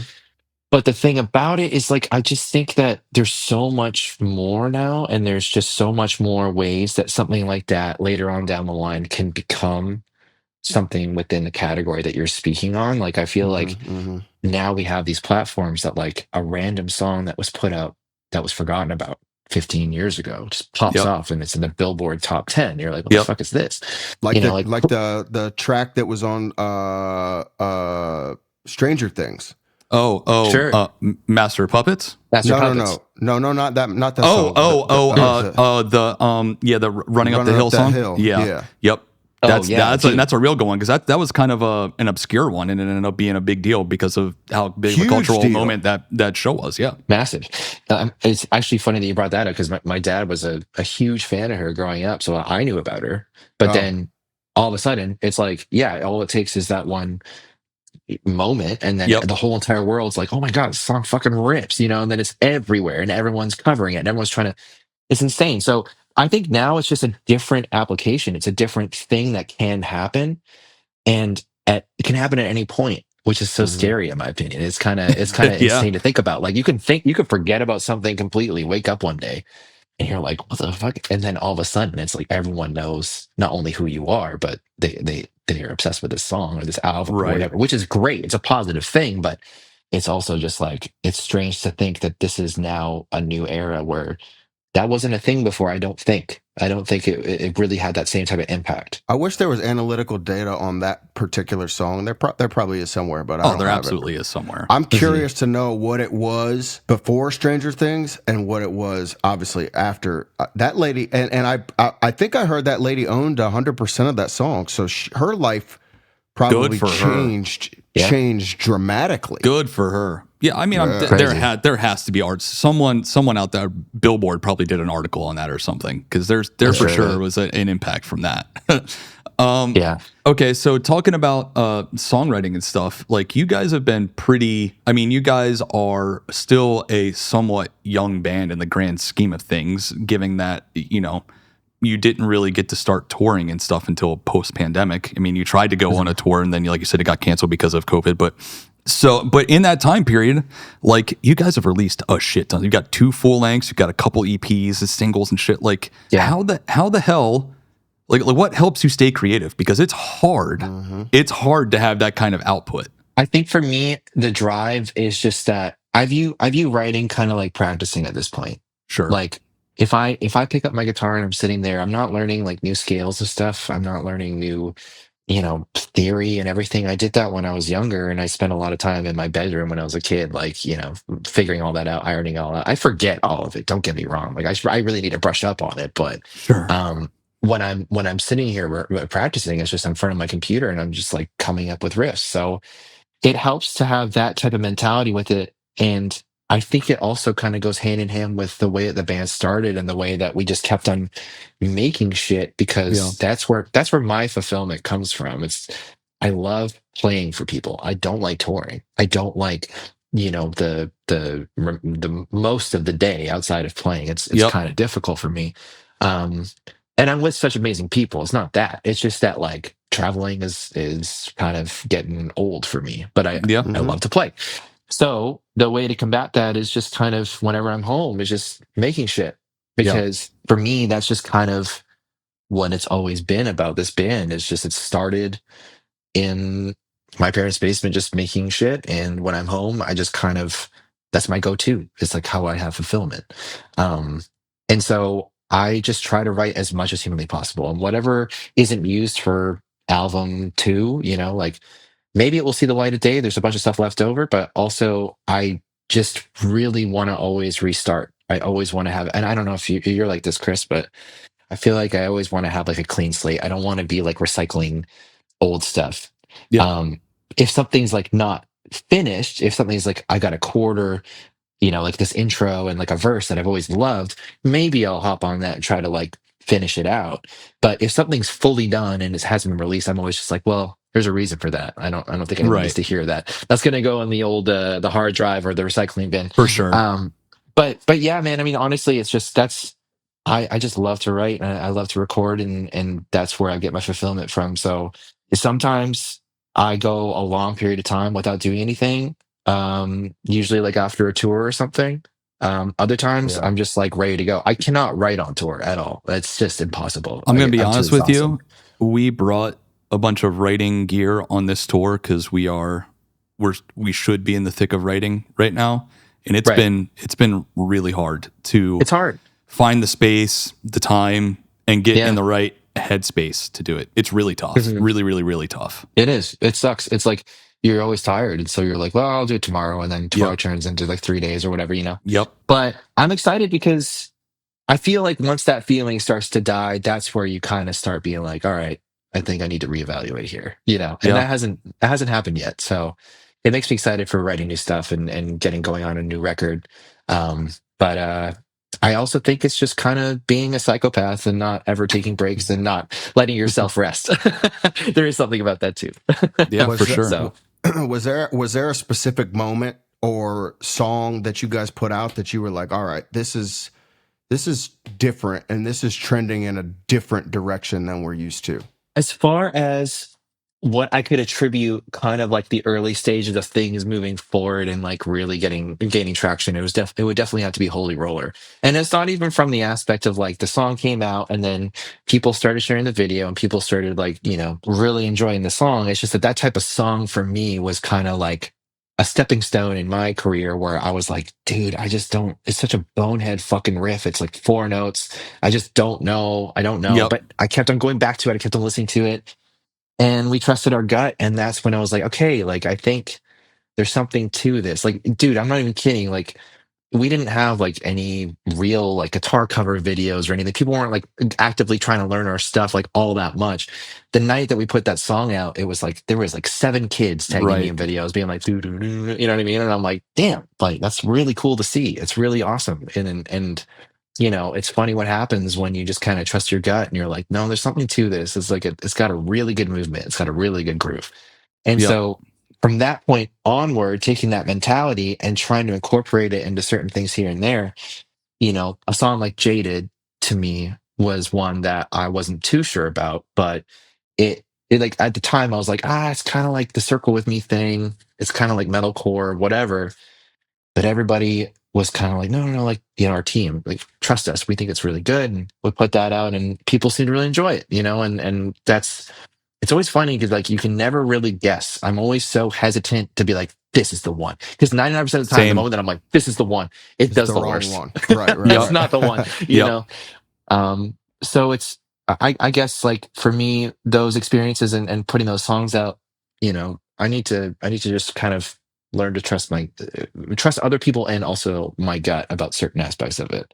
Sure. But as a songwriter, you can never tell. It's like what we were just talking about with Metallica and stuff. Like you don't know. Right. It can just take another life of its own and just Yeah. go off. You know. So Yeah, I feel like from an outsider's perspective, like I feel like when, like you said, when Holy Roller came out is when I really noticed like fucking everybody I knew was like sharing the song around. For me, it was Blessed Be. I mean, I was already stoked on what you guys were doing before that, but when Blessed Be came out, I was like, okay, they're fucking finding their thing. But yeah, Holy Roller was like, that became like a fucking that was a fucking mammoth. Like that thing took on a life of its own, and that's when I feel like I said, everybody I knew just started sharing it. And I was like, okay, they're going to be the biggest goddamn band in the whole world. I had no doubt in my mind at that point. it's a bizarre thing because it's just for me, it's a song that I really enjoyed and didn't. We literally put it out as like a placeholder because we had just signed to Rise. We already had plans to put it out, and Right. they were like, "Okay, I guess go for it." They're very supportive of it. We're really thankful that they just let us do whatever the fuck we want to do. But that was definitely the turning point. And it was just like a 4-note riff, something we never experienced before. Something I literally just thought about this because you mentioned signing to Rise, but I feel like I read somewhere, didn't Jason start his own label to put out stuff for you guys because people wouldn't give you guys a chance early on? That's how much he believed in us. Dude, what a fucking baller ass move on his part. Not many people would do that. What a baller ass move. I worked with Jason on a small capacity because I was managing a band called Glass Houses, and we signed them to Jason's label and I remember, Pale Chord. I remember him talking about Spiritbox early on. We wouldn't be anywhere without him. We weren't getting anywhere. We were pitching to every company you can think of. We were getting responses like, "Oh, well, we already had a female-led metal band. It didn't do well, so we don't want it." Stuff like that, like literally in writing, stuff like that. What a fucking Insane. obnoxious thing. If it's good, it's good. Who cares if it's a fucking dude or a chick fronting it? Who gives a shit? Good is good. You know, I'm so over that. Yeah, it was one that when we read it, we're like, damn, that's crazy. Just fucking write that in an email. But there was a lot of that. There just was a lot of like, none of this time, just the normal, just like no's. We had ones where it was like, well, if they both tour together, like who's going to be at home making the money? And you're like, all right, well, I hate people so much, dude. Hey, fucking jokes on them. You guys are doing just fine. Well, yeah, I mean, it's just kind of nuts what people will just like, people put down suck on record, you know? Right. But Jason just had enough, and he formed Pale Chord, and basically, him doing that allowed us to take the same type of budgets that we were using for like our first EPs and stuff, and start injecting them into like a batch of 2 songs or 3 songs or Right. whatever. So it just really helped us get over that hump. Like we actually had like a bit of money to pay for a director or a camera rental. Like everything was still very much DIY. You know what I mean? Like it was still like we were using our core family of people to like ask for a billion favors. My best friend Kyle, I grew up with, he did our promos even when it was just me and Courtney for like years. You know what I mean? Never asked for a payment. At that point, it's like I started like, here's some money, thank you. You know what I mean? So it was really amazing in that sense because it felt like things were finally clicking, and he took that chance and he did that for us, which then led us about a year and a half later to the joint partnership deal with Rise, because it's a partnership between Pale Chord and Rise, which is a very unique position to be in, and one that I never thought the band would do, because at the time we were trying to sign to like anything that would give us a decent budget to like make a record. And we would have given away all of our rights. We would have given away our publishing. We would have, just because the nature of the band at that point, we needed that stepping stone. We needed to get into the system. We needed to get into the touring world or whatever. And I'm so thankful that like, you know, the stars aligned. Everything happened the way that it did, because without that, man, I really don't think we would have been able to have push as hard as we have done. You know, it's wild to think. It's crazy to think. Yeah, I mean, throughout that process, did you ever deal with any sort of like self-doubt or anything like that, or was it just, you know, you just so how did you handle that? What was the fuel to keep pushing then? Because in those instances, a lot of people would hang it up and be like, "Fuck, man, I guess I guess this isn't hitting like Yeah, I think it you can is. only be told no so many times. Yeah. Yeah, I mean, like, I always think about the guy sitting at the slot machine being like, if I just do one more, man, if I just do Right. one more, I'm gonna hit. I'm gonna hit. Right. It was kind of like that because I just knew that there was something that people were overlooking. I just knew that if like we had just been given the opportunity to do X, Y, and Z, we could definitely excel and really move forward. But it's difficult, man, when you're in your mid to late 20s and you're like, I'm gonna start a metalcore band in my parents' basement, and all your friends are becoming lawyers and doctors and shit. After like X amount of years, your friends start being like, dude, is this working? Like, are you Hmm. okay? Like, you need to start like living your life. So I was thankful I didn't really have like too much of that. But going back to what we were saying before, I think because I had been in a situation where I was learning about the industry, I was learning about these types of tours, I was learning, in a way what not to do, not even knowing. So um, coming off of that, going back to real life and trying to explain to people what I had done or what I was trying to do really put me in a perpetual state of like defensive mode, just tunnel vision, keep going, and something will click. Something will click. Like stop, like don't think too much about that moment where the guy like called you an idiot or whatever, or said that you weren't a musician. Don't think about that or whatever. Because if you start letting that stuff get to you, that's when you start letting your guard down. You're like, maybe I'll just go to like community college or something. I don't know. At least I'll make Right. like, 60K a year and I'll be miserable. But whatever. It just is what it is. Um, yeah, that's the self-doubt really starts getting in there when like real life hits you in the face like Yeah. really hard, and you're kind of just like, fuck, like I really hope this works. um so it was dealt with by just having tunnel vision and just keep moving, just keep going, hope for the best. I hate to sound cliche, but I feel like I can um, relate to these feelings so much with my own journey, because when I tried to make the pivot to get off the road, it was very challenging, and I also shared the same thing. Like, man, if I could just get that one band to take that chance with me, I know I can show what I'm capable of. And it took years, and it took years, and then it finally started to connect for me, and things have been, I'm fortunate enough to still be here, but like it was. You have tunnel vision almost, and like almost like I won't take no for an answer. Like I have to show what I'm capable of. Have you guys ever seen that show Dave? Sorry, Chris, I was Oh, just gonna ask, no, go ahead. Yeah. Yes, I have love you seen that Dave. TV show Dave? I love No, Dave. I never have. So that's It's oh man, I feel like Lil Dicky's Little TV Dicky's show. TV show, The and rapper. yeah, and it's going into it. I was like, I don't know, whatever. And like literally, it's the only TV show that depicts what it's like for like an artist trying to make things work and everything that goes along with it. And it makes you realize like how crazy you would have to be and how crazy we are, whether you're working in the industry or like as a tour Yep. manager or whether you're Right, a right, songwriter, right. producer, whatever. You have to be so like that's it, that's literally it, and everyone around you, like his relationships deteriorate, everything, so much crazy shit happens because all he cares about is himself and this one thing. But like if you're not like that, it's just really a hobby, it's just really like the side thing.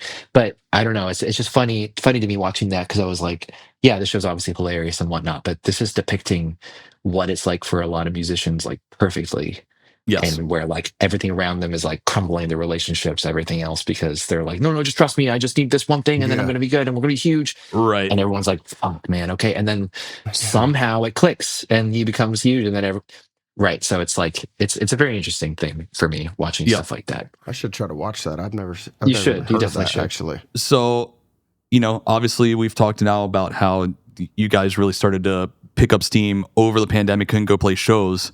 What was it then like when shows started coming back in 2021 and you can go see the fruits of your labors in person and see how people are reacting? Because the rec Eternal Blue finally came out in like, I remember driving to Riot Fest 2021, listening to it. So it had come out towards like September-ish of 2021. Is Yeah, that right? it was September. Yeah, it was. Okay. What was that like finally getting out there? I was terrified, dude. It was stressful as fuck. Like the thing was what I was saying before. It's like you go into this situation, you can't go and do it. You can't go prove yourself. You can't go play these songs. You can't do Right. anything.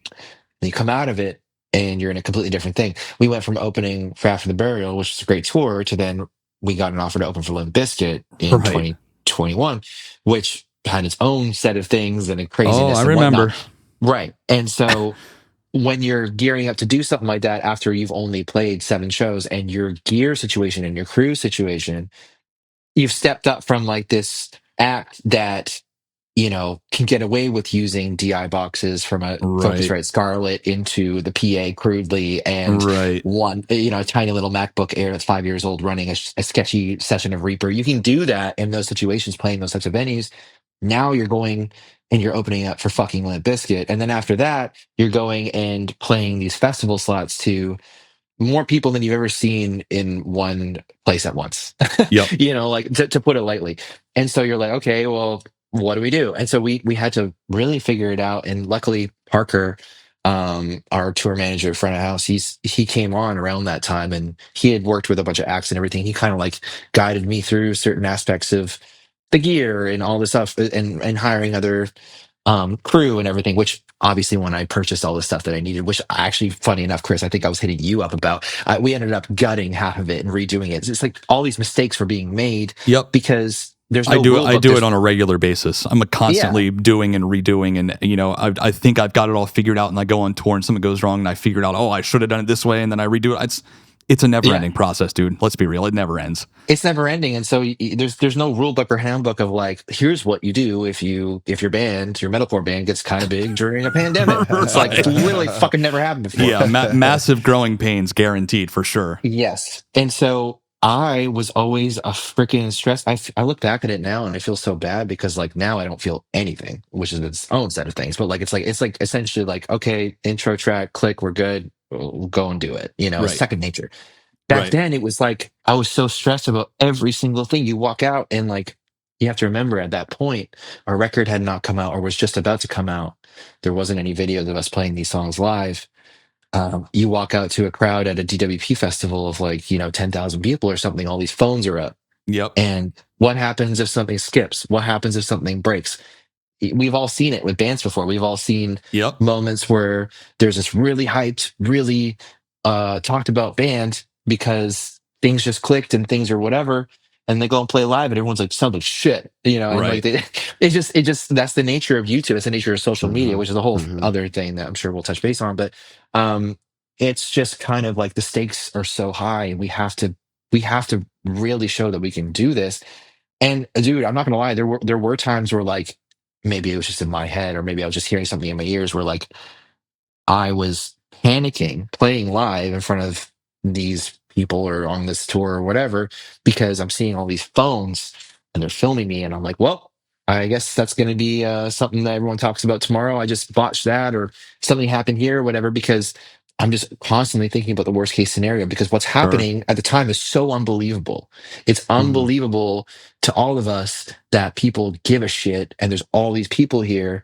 This brand new for us, and it's coming out of a time where like the most negative stuff in the world had just happened, Right. that affected all of us. So that was a really, really stressful time. It was not good. Things looked good from the outside, but like when the publicist would go off, oh, you have this thing with Revolver, you're on the cover of Wow, and we're like, oh, that's great. And then you get this thing and it's like the biggest band, the best band. And you're like, we didn't fucking say that. Now everyone's going to read this and be like, well, I can't wait to see them at Rockville and watch them botch that. That's what was going through my head at all times, was the Sure. expectation versus the reality. And going into that and not having the experience, the gear, the crew, the know-how, it was like just being thrown to the wolves. Figure it out, go for it. And luckily, it was okay. I'm sure if you dig real deep, you'll find some crazy shit.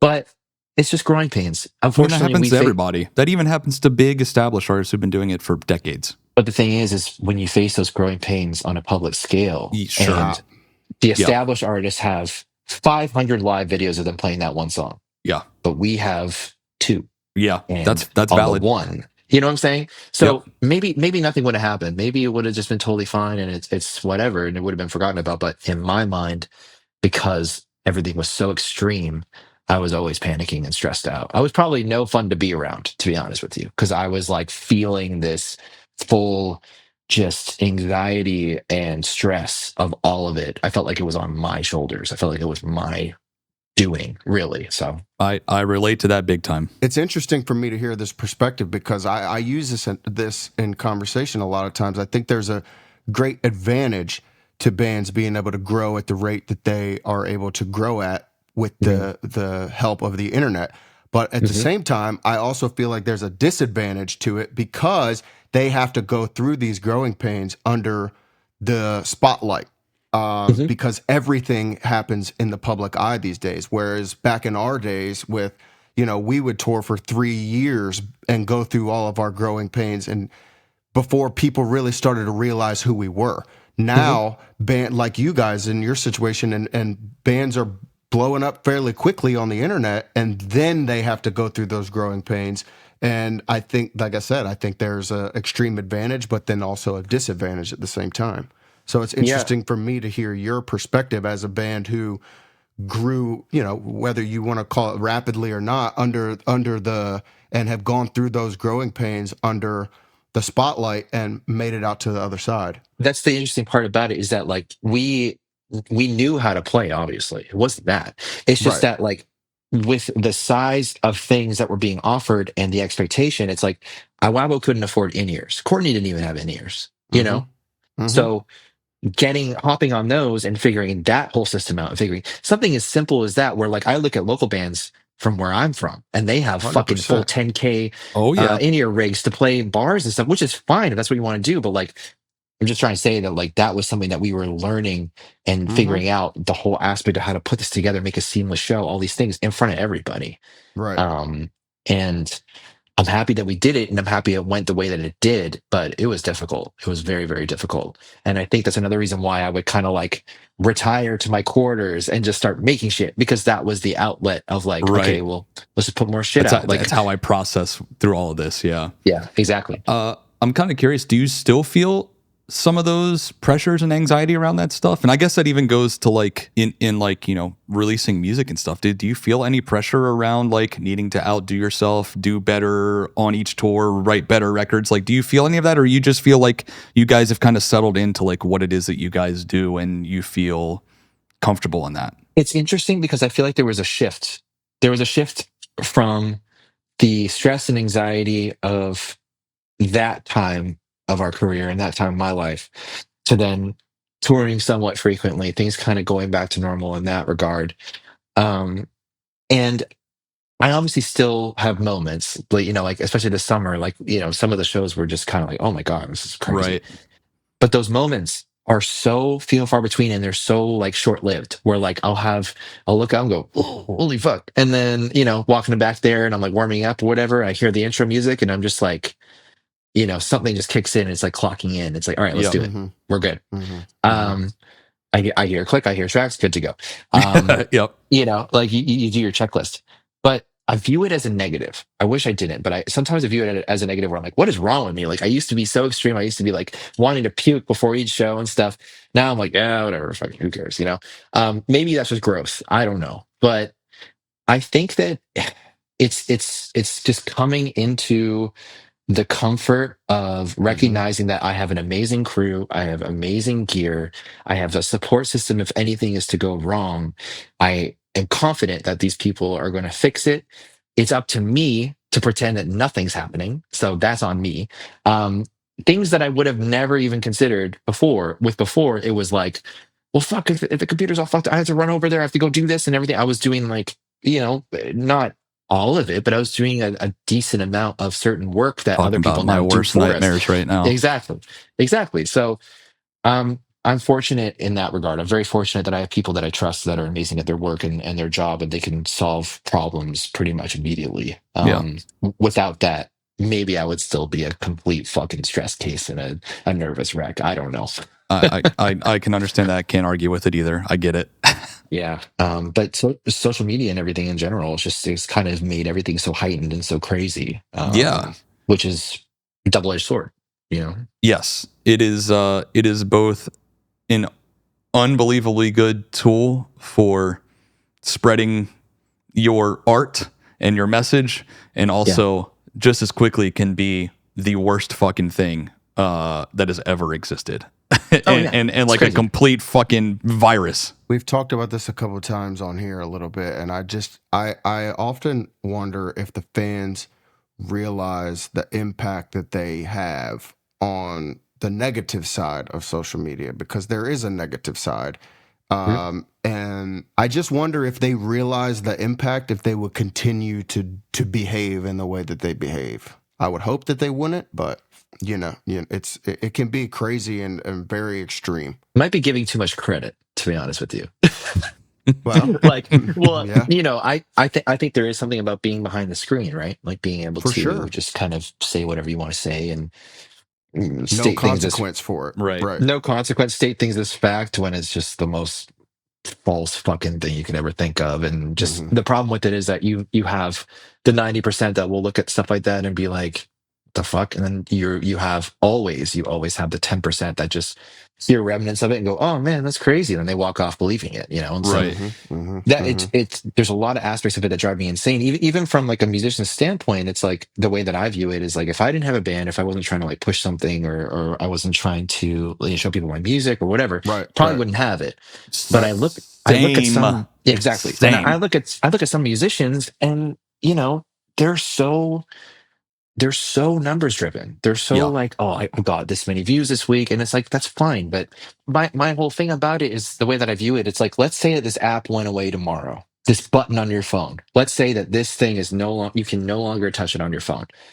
Are you viewing your self-worth differently because you don't have these little thumbsy uppies and these little comments and numbers on your phone? It doesn't mean shit. It's Right. literally just an app. Like, Yep. I feel like so many people have been drawn in by this concept that your self-worth is determined by a number count, like a following count, a like count, a comment count. um it's insane to me. It's fucking crazy. I give credit to social media for helping our band at an early stage and being Yeah. able to like really connect with us, and that part of it is incredible. The connection, being able to give people music, people watching it or whatever.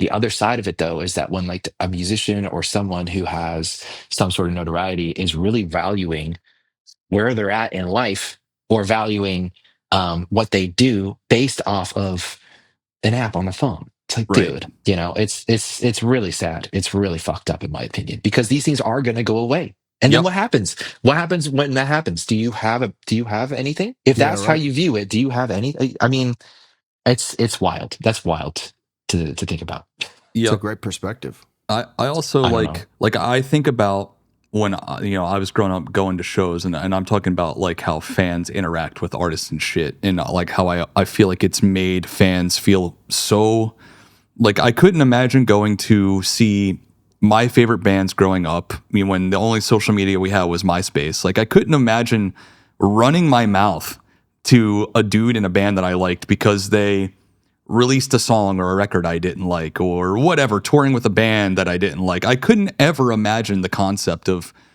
in person or online talking shit to people. And now it's just like people feel like they can do that, and like artists have to put up with it. And it's like I understand that, like, we're posting on social media, which is available to the public, but like doesn't mean that I need to let you come here and fucking spread hate and be disrespectful. Like, if you're gonna do that, I'll fucking block your ass in a second. Like, I don't. Just because it's a public space doesn't mean that I need to let my space be filled with hatred. Like, get the fuck out of here. I don't. If you're gonna be a dick, I don't want you around. But that's what social media has like done to people's brains. Like, I appreciate fans and people who take the time out of the day to listen to the band and come see us live. Because you do that doesn't mean that I owe you or I'm giving you the right to like talk to me however the fuck you feel like talking to me. It doesn't work like that. Like it doesn't work like that. But social media has made people believe that they have that right now. What about the ones that expect that to, when they come to a show, they just expect that they're supposed to meet you and all that stuff? Like, what about that? I just remember so much as a kid, just when I would go to shows, just trying to, it would be awesome if we got a chance to meet somebody, but I never expected it to. No. I remember specifically one time, Chris, I don't know if you went to this show with me or not, but This is a thing he does to me all the time, Mike. we went to we went when Corey first announced Stone Sour. He played at the Thunderdome, and we went to the Thunderdome, and I just was like, I loved Slipknot, loved them, and I was thrilled to be in the room that he was going to be in, but I was like, you know, man, if I got a chance to meet that dude, like, it would just be insane. And I did, thankfully, because he just randomly walked to the venue, which, but like, I didn't go there with an expectation that I was going to meet him. I just was like thrilled for the opportunity to maybe get to see him. You know what I mean? Especially without the mask. And I don't know, I don't know. I think that's part of social media has changed, like, just the dynamic of fan to band, for sure. Yeah, and because everybody's so accessible. Yeah, you know, they feel like you give them a it's ticket that, to their life almost. It's that parasocial relationship that's formed because of social media, because we share so much of ourselves online that they think that they know us and they feel like they are our friends, or I don't know, but it has created a interesting dynamic in some situations, for sure. It's tough because I feel like a lot of people share their most ideal version of their lives online. Some people choose to only share the minimal, just whatever, and then there's some in between. But a lot of musicians and a lot of people really go out of their way to like showcase only the highlights or the best moments, or they even inflate. You know what I mean? That's just kind of the way it's always been. So I think that like when I was a kid, you know, if I got to, like, for instance, I remember one time, one of the first shows I ever went to was a Cancer Bash show, and their singer Liam was at the merch table, and so that's always stuck with me because I was a kid and I was like, this is the guy that I'm meeting, and I've listened to him 1,000 times, you know, and like it was a really cool experience, but it's different. It's different now because it's just things have changed, and also the way that I always think about it is like if someone's working their 9 to 5 and you just busted in there and demanded to see them, how would that go? You know, it's probably not going to go that well. So that needs to be implemented across the board. You know, if it happens, that's awesome. And that's really cool. And hopefully you get that. And that's a really cool. And hopefully you have a good exchange, blah, blah, blah. But like walking into something and just being like, where are they? Like, holy fuck, dude. That's coming in hot. It's a strange thing to think about. For me, mostly with social media, the thing that really gets me is the misinformation and the it's the people, crazy how fast that spreads. It is, and it's the people that confidently say things with nothing of weight behind it, and then people believing those things, whether it's like how something operates, something someone did, whatever. It's kind of fucking scary. It's insane. It's like the Elon Musk syndrome of just reposting whatever, saying whatever the fuck, and then it's just kind of like, oh well, that's the way it is. Crazy. I didn't know that. Now I'm going to spend the next 10 years thinking that. It's just kind of the nature of things these days, and it does become a bit crazy when like people are just kind of trying to speak on something, whether it's the way that you operate your band, the way things are done, what happened at a show, you know what I mean? And it's like there's no moment for a person to go, well, wait a minute, like how did they know that? Where did they get that information? I should probably ask. Maybe, I've seen that happen with my band. I've seen it happen to friends' bands where people just like they take the smallest speck of anything they see reported on any news outlet, and then they add their own narrative to it, and then it gets posted so much that it just becomes the truth of the matter. And it's just like nothing you're saying is true. You've decided that that's true, but that's not even close to what actually happened. But you said it so much online that now that's just the narrative. I'm going to speak on this because I feel comfortable enough to do so. We just had Danny Worsnop on here, and you know, people were saying all kinds of crazy shit about him. That motherfucker can sing his ass off. I don't care what anybody says. That son of a bitch can sing. And then we also touched on why is it the negative ones are the loudest, most painful ones? There can be 10 negative to 90 positive, but the 10 they negative always stick ones out the worst. Stick out and they hurt the most. Why is that? You know, it's how the human brain operates, man. It's in my opinion. And it's also like what I was saying before about musicians not really being able to celebrate small victories or being able to be in the moment of like, you know, this is a really cool thing we're going to need to do. We should really be happy right now, instead of focusing in on like, you know, the green room sucks, the catering's fucking bullshit, blah, blah, blah, this or that or the other. You know, it's like that's kind of what we do. I wouldn't want to speak for you guys, but like, you know, there's certain aspects of that depending on the day.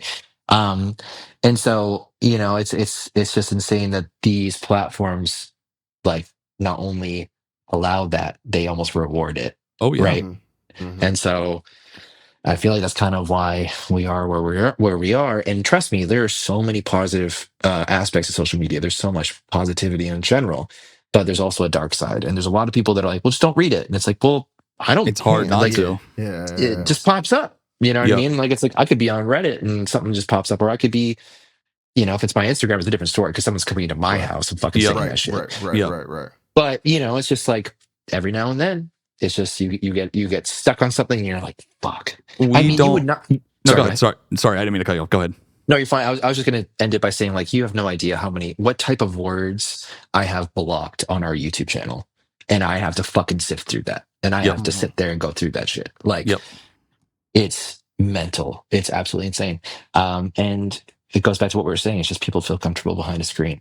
Well, we'll start getting because we've had you for over 2 hours already, but a couple more questions, and then we have a couple little segments we do before we end these. But I wanted to make sure that we talked about Grammy nominations because sure, before you go to Grammys. Before you yeah. go to Grammys, I need to ask this for my own personal knowledge because I'm curious because I have a problem turning my work brain off and having efficient family time. So I'm curious to know, being that your wife is in the band. So do you guys have rules to separate, you know, personal time and work time, or like how do you guys find that balance to be together but not working, or do you just have that common goal of building this thing to be as big as it is that you just are constantly working? Like how does that dynamic work? we both share the same amount of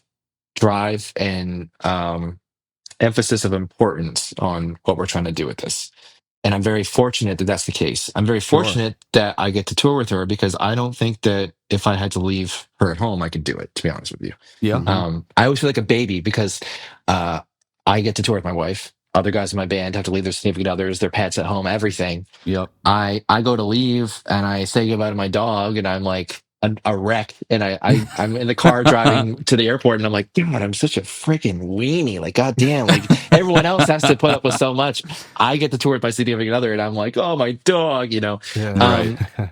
But there are times where it's like, yeah, like we'll have a moment where, you know, maybe we're like getting dinner or something. And it's just kind of like, let's talk about that later, you know, like, Yeah, so sure. we have these moments of like realizing, but I think because just like the nature in which, like I met her in 2008 when we played a fucking bookstore together. You know what I mean? Like we've been doing this a long time.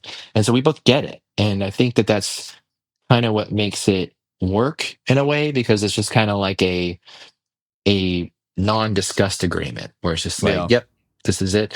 But that being said, yeah, every now and then we'll catch ourselves being like, fuck, we've been talking about work like a lot. Let's talk about something else, you know? Yeah.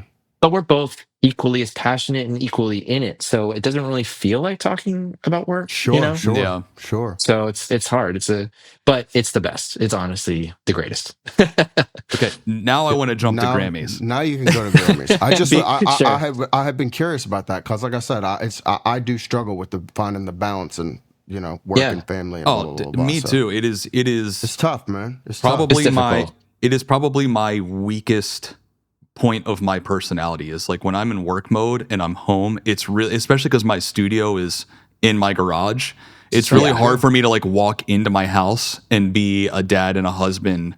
It really takes a lot of effort for me to turn off my work brain and go into family mode, is knowing that my shit's right there, you know. And then I can't even imagine like you know, the whole point of why Josh brought up having your wife also be in it. Like it's easier for me because I can walk into my house and I have my wife to remind me like, hey dude, you're with us now, you know, cut it out, you know. But if my wife was like also in the band with me, like I feel like I would never turn it off. So good on you guys for having the wherewithal to like check each other on it every now and then. Cool. It's good. It's real good. It's healthy. You have the thing of like, oh, I just want my breakdowns, dude. Let me go fucking make breakdowns. You know, like Yeah, exactly. but I also, again, you know, like I don't have kids as well, so that would be a whole another dynamic.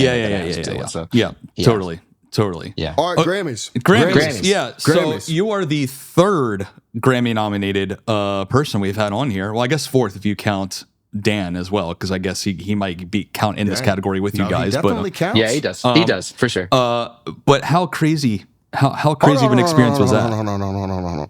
Does that make us kind of cool? We got 4 Grammy nominated artists. Are we cool? I mean, you're not cool. I'm not cool. We're not cool. No, we're not cool. Anyway, Grammys. No, we're not cool. Anyway, so Grammys. Yes, you've been nominated twice now, off of the same record, which is even crazier.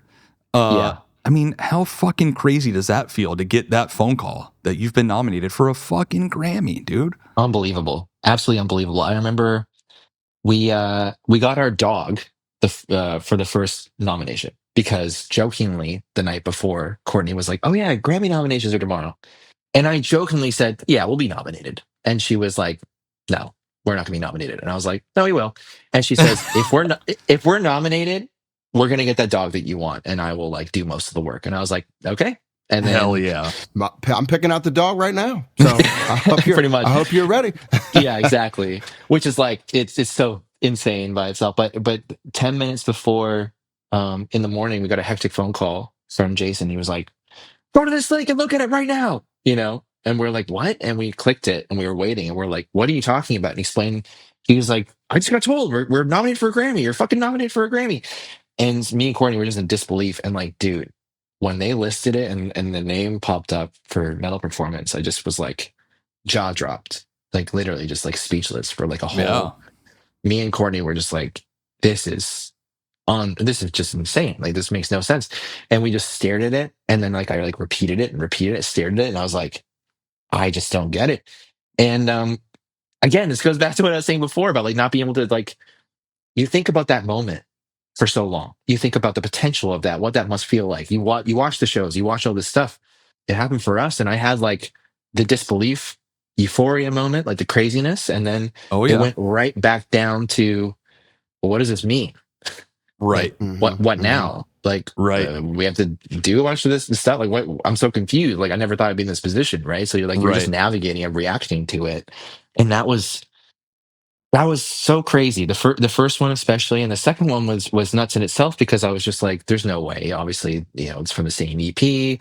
This song is so heavy, it's stupid, and like, there's no real way that this could squeeze in there. And sure enough, when it did, I was like, "This like a simulation. Someone like flipped a switch, essentially." Like that's what I thought in my mind. I was like, "There's just no way." And it was just the first one was such a crazy learning experience because it's like, you just get thrown into it and you get there, you're done up to the nines. And the whole time I'm thinking, there's no way we're going to win. But human nature is like, you have a sliver of like, we might though. There's a chance. There could be a thing, you know, right? You've been nominated, so there is a chance. Nominated. You've gone that far. Maybe there is, right? Right. And so we sped through the red carpet. Like we thought that we would be like doing this, that, or the other, or because you don't know, you have no idea.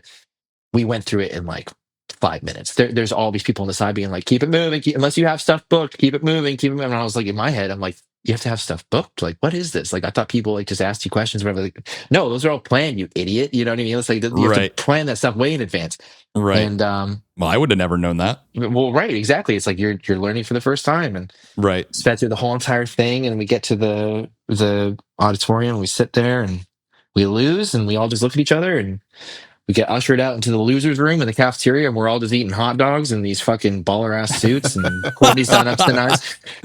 Took photos eating like burgers and shit, and like just went and had a great night and watched the rest of the show, and that was it. And it's all this build up and all this movement and like people meeting and like schmoozing and stuff for this one thing. And so when it happened the second time, we kind of got an idea. We're like, okay, like let's actually try to like really use the time, you know, the time that we're on the carpet. And like, you know, Courtney had like 5 or 6 interviews, and we were all there, which I mean, obviously, you know, the infamous Poppy thing, which to be fair, If anybody had any doubts that Courtney was a genius before that moment, there could be no more doubts because she could not have played that any better. For me, when she told me, I wasn't really surprised. Like, just in my head, I was like, "That's so Courtney." Like, Yeah, that yeah, doesn't. She said it's okay.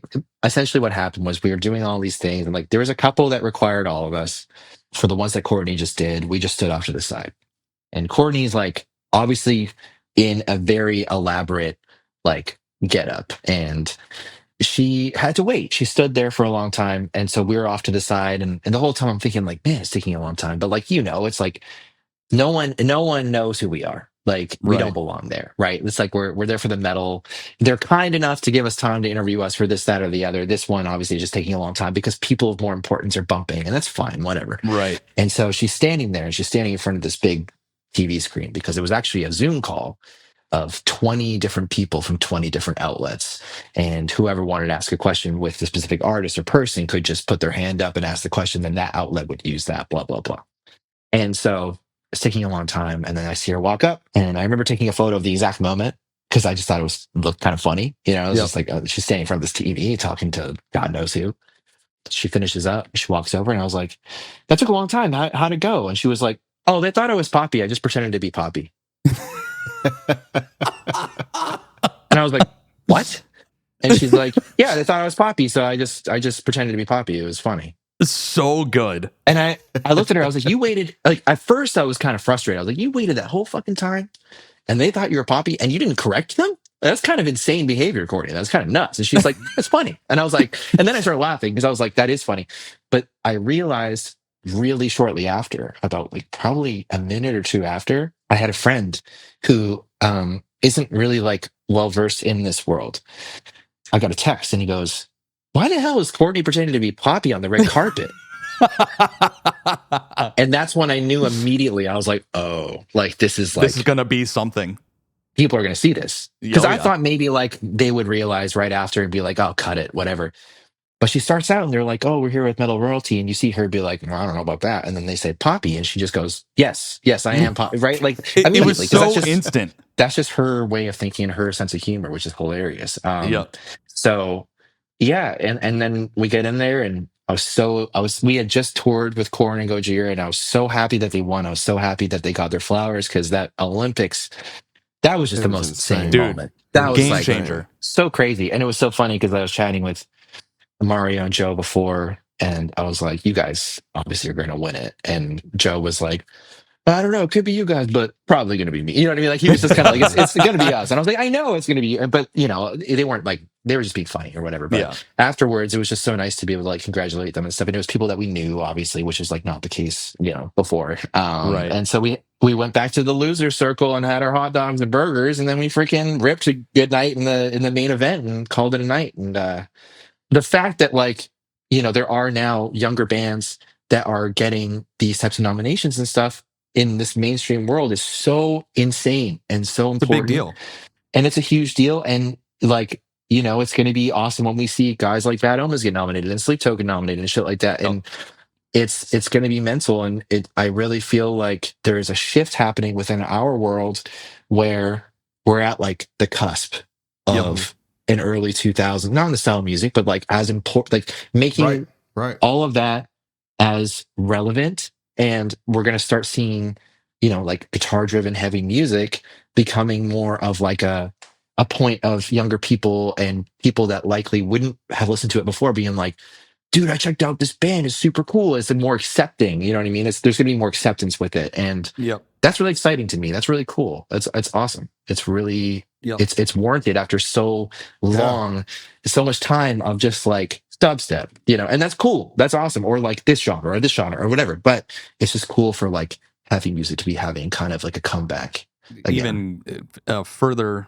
elaborating on that, we'll go to the last thing that I have for you before we go to our meet and greet round. But you guys just did fucking Jimmy Kimmel too. Oh, yeah. Which is cool to see. Like obviously, Slipknot did the late night shows back in the day, and there's been other, like A Day to Remember's done them, but in the past year or two, like Jimmy Kimmel's really given a platform. I don't know that it's him. I'm sure it's somebody in his team that's like be giving him. these, maybe. But Knocked Loose did it with Poppy. Now you guys, you picked one of your heaviest fucking songs too, which is even cooler in my opinion. Like, what was that whole experience like being on a late night show? I talked about before not being nervous. This was the opposite. This was the one time it was first experience, right? Like first time of being course. on a TV show.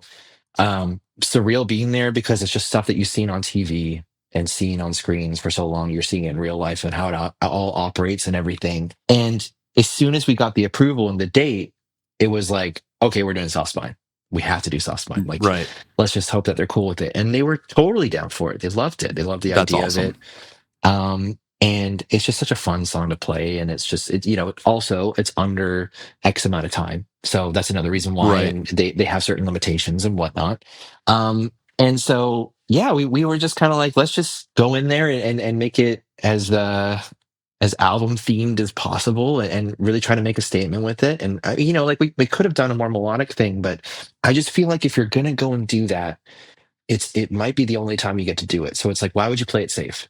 Why would you not at least try to do something that like, the average person will look at and rather like be disgusted by or be like, actually, this is kind of sick. I kind of like this. You know what I mean? Like, so that's what we did. And it was a really interesting experience. The whole thing went by so fast. Like we knew we were doing it for quite a few months.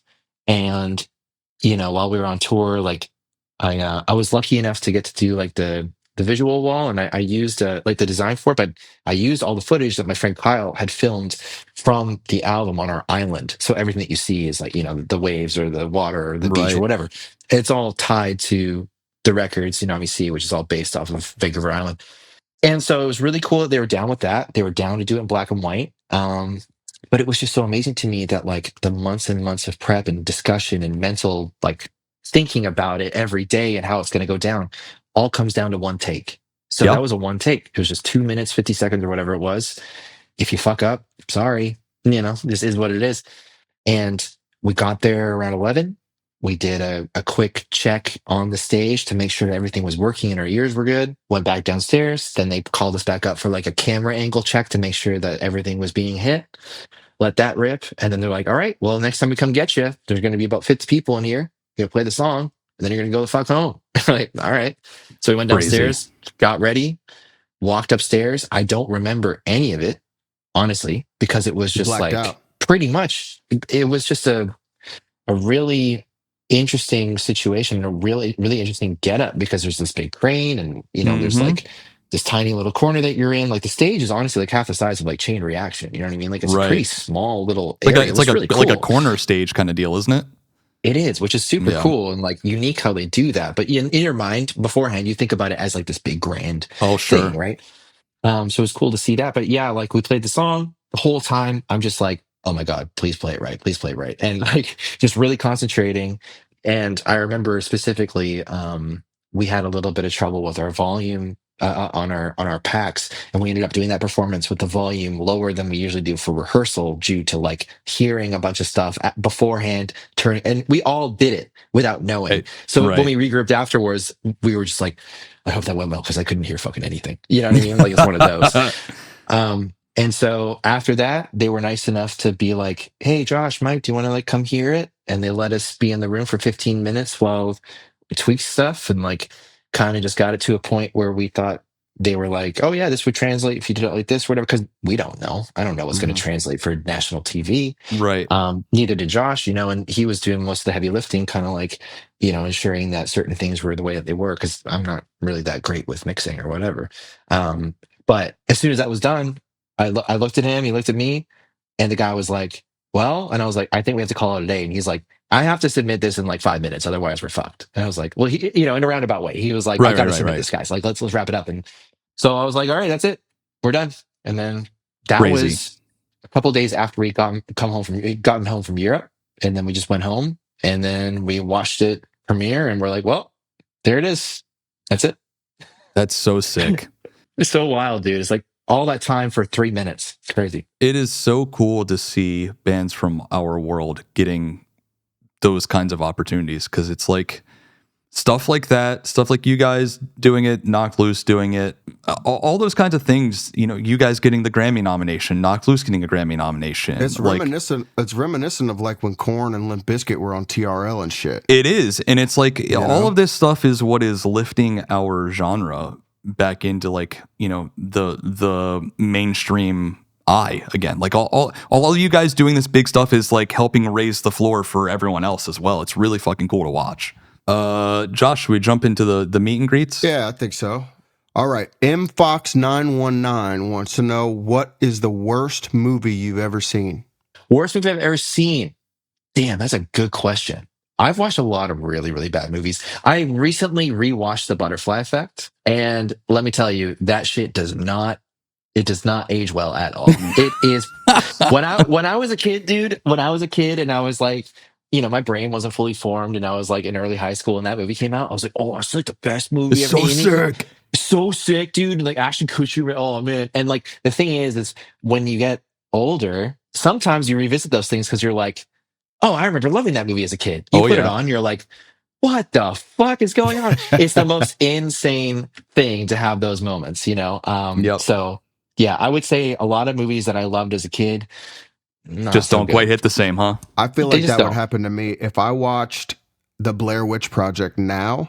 It would probably be the worst movie I've ever seen. However, I've watched it in recent years. Have you? I like it. I think for obviously the nostalgia, also being from Maryland and it's based in 30 minutes from where I live. Like I've got that tie, but it definitely doesn't hit the same. When I watched that movie, it didn't hit anything. It scared the living shit out of me. I slept with the light on for like probably a week, and not even exaggerating. I knew you were a coward. I was fucking terrified. I knew you were a coward. Now I don't know if it would be scary if I watched it now. It definitely wouldn't scare you now. It's cool, but it would definitely not scare you. Yeah. All right. Now we're going to go into our day sheet round. This is just a rapid fire question thing. I'm just going to hit you with some stuff. Just give me the first thing that comes to mind. First album you ever... This says illegally downloaded. If you don't want to incriminate yourself, first album you ever downloaded, whichever one you want to look at it as. You did say you talked about torrents earlier, so maybe it could be illegally downloaded. I don't know. You make the call. The first one that I will incriminate myself about would have to be, I think, Hybrid Theory. Nice. Okay. What's one band you love that Spiritbox fans would never guess? Now. Do you know that artist? I don't. I didn't even know what you were talking about. An artist. What are they like? I just randomly said now. No. I was like, it's a really the album to listen to. It's from 2018. It's called Saved, and the lore behind it, everything behind it is so sick. The production's insane. The sounds on it are incredible. I reference it all the time. It is It is a hidden gem, and the people that know are obsessed. And I always try to bring more people to listen to it because what's the record called? Saved. It's called Saved. Okay, I've got it pulled up right now. Saved. That's the one. Yeah, that's the one. Cool. I've got it up. I'm going to check it out. I am too. You need to. All right. Who loses more things on tour, you or Courtney? Me, 100%. I have air tags on literally everything, and it's embarrassing. Like, I'll never forget when we first got Zev on board. I don't know why my brain's like this, dude. I guess everyone has something. Mine is like my short-term memory is very shot. And I remember we were in Europe, and I was like, dude, I don't really have a charge on my battery. Like, can I borrow your battery? He's like, yeah, sure. I had it for like 5 days, and then the whole world imploded. And then we went home, and I was like, oh, fuck, I still have your battery. That has become constant throughout his whole time with us, to the point where we now have this joke where we call subscribe to Zev. And so he'll get in the green room with like his like cosmetic kit, and I need to go shower and I don't know where my body wash is, and I'm like, dude, can I subscribe? And he's like, yeah, you can subscribe. That's so good. So yeah, I'm working on it, but it's difficult. I'm always just scatterbrained. So hey, that's a creative brain. That's what that is. There's other shit going on in there. You can't keep all the other shit in there. Exactly. Coffee or tea? Coffee. Yes. Dogs or cats? Dogs. Okay. What's your favorite non-music way to totally zone out and like free your mind? Honestly, as like lame as it sounds, going to the gym is the best. It honestly is the best, especially if it's doing something that's really challenging me. I go in there like really stressed and like kind of like, thinking about a bunch of shit, and then when I'm all done, it's like all of it's gone. Yep. You know. And so that's kind of been my favorite thing, especially when home.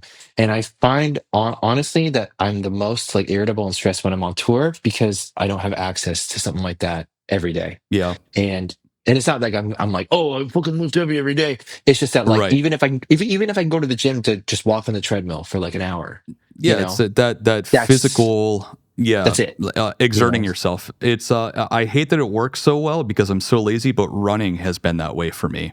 It's like exactly. if I go on a run and I like run a mile, when like afterwards, it's like the clearest my head has like ever been. And I hate that it works so well because I hate having to like put in the the effort because I'm lazy as shit. But it really does know. work Hate so well. Then that's the thing. It's like it never feels bad on when you're done, but it feels bad Right. doing it at first. Right. Exactly. So yeah. All right. Last Daishi question, then Josh is going to have a sign off question for you. But for the Daishi one is you get to pick any artist to guest on a Spiritbox song, living or dead. Who is it? Trent Reznor. Wow. I would fucking love That would be to sick. hear that because I can already imagine how that would work together and it would be fucking awesome. I saw them at Grass Pop, dude, and I just was just so like I'd seen them before at like a bigger festival or whatever, and I was just so blown away by it all. But I got to see them a little bit closer at Grass Pop, a different setting. Mm-hmm. It was just the most inspiring thing I'd ever seen. Like it just was to see these guys at this point in their career go out and just like dump on everybody Yeah. and just crush it, and everything sounds so good and clean and clear, and he just was just so like in it and just sounded like the record. Unbelievable. But yeah, his brain, like being able to kind of collab with that brain is just unreal to think about. It's fucking wild. Yep. But anyway, you get a 5-minute conversation right now with Mike from Fall of Archaea. What is the message to him? Just keep doing what you're doing. Just don't quit, really. I know it's cliche and dumb, but there's just so many moments I can think of over the last like, from the beginning of the journey to now where it's like it would have been very easy to just like be like fuck this. Totally.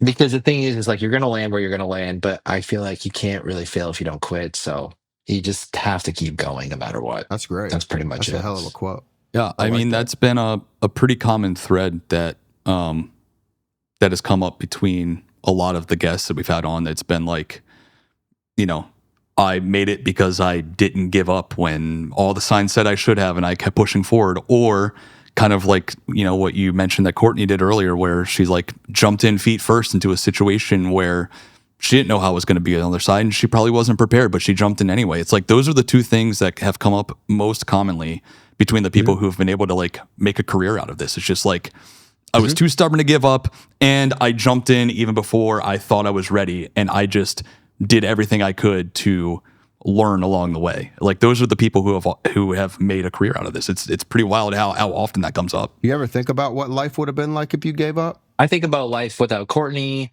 what that would have been like if I hadn't have met her. I think about um, all these things. If the pandemic wouldn't have happened, I think about so many of these situations. It keeps me up at night sometimes because all of it is just so bizarre, and all these little things add up. And you meet people for specific reasons. Yeah, I feel the same way. have certain experiences for certain reasons, whether The you know it or butterfly not. effect.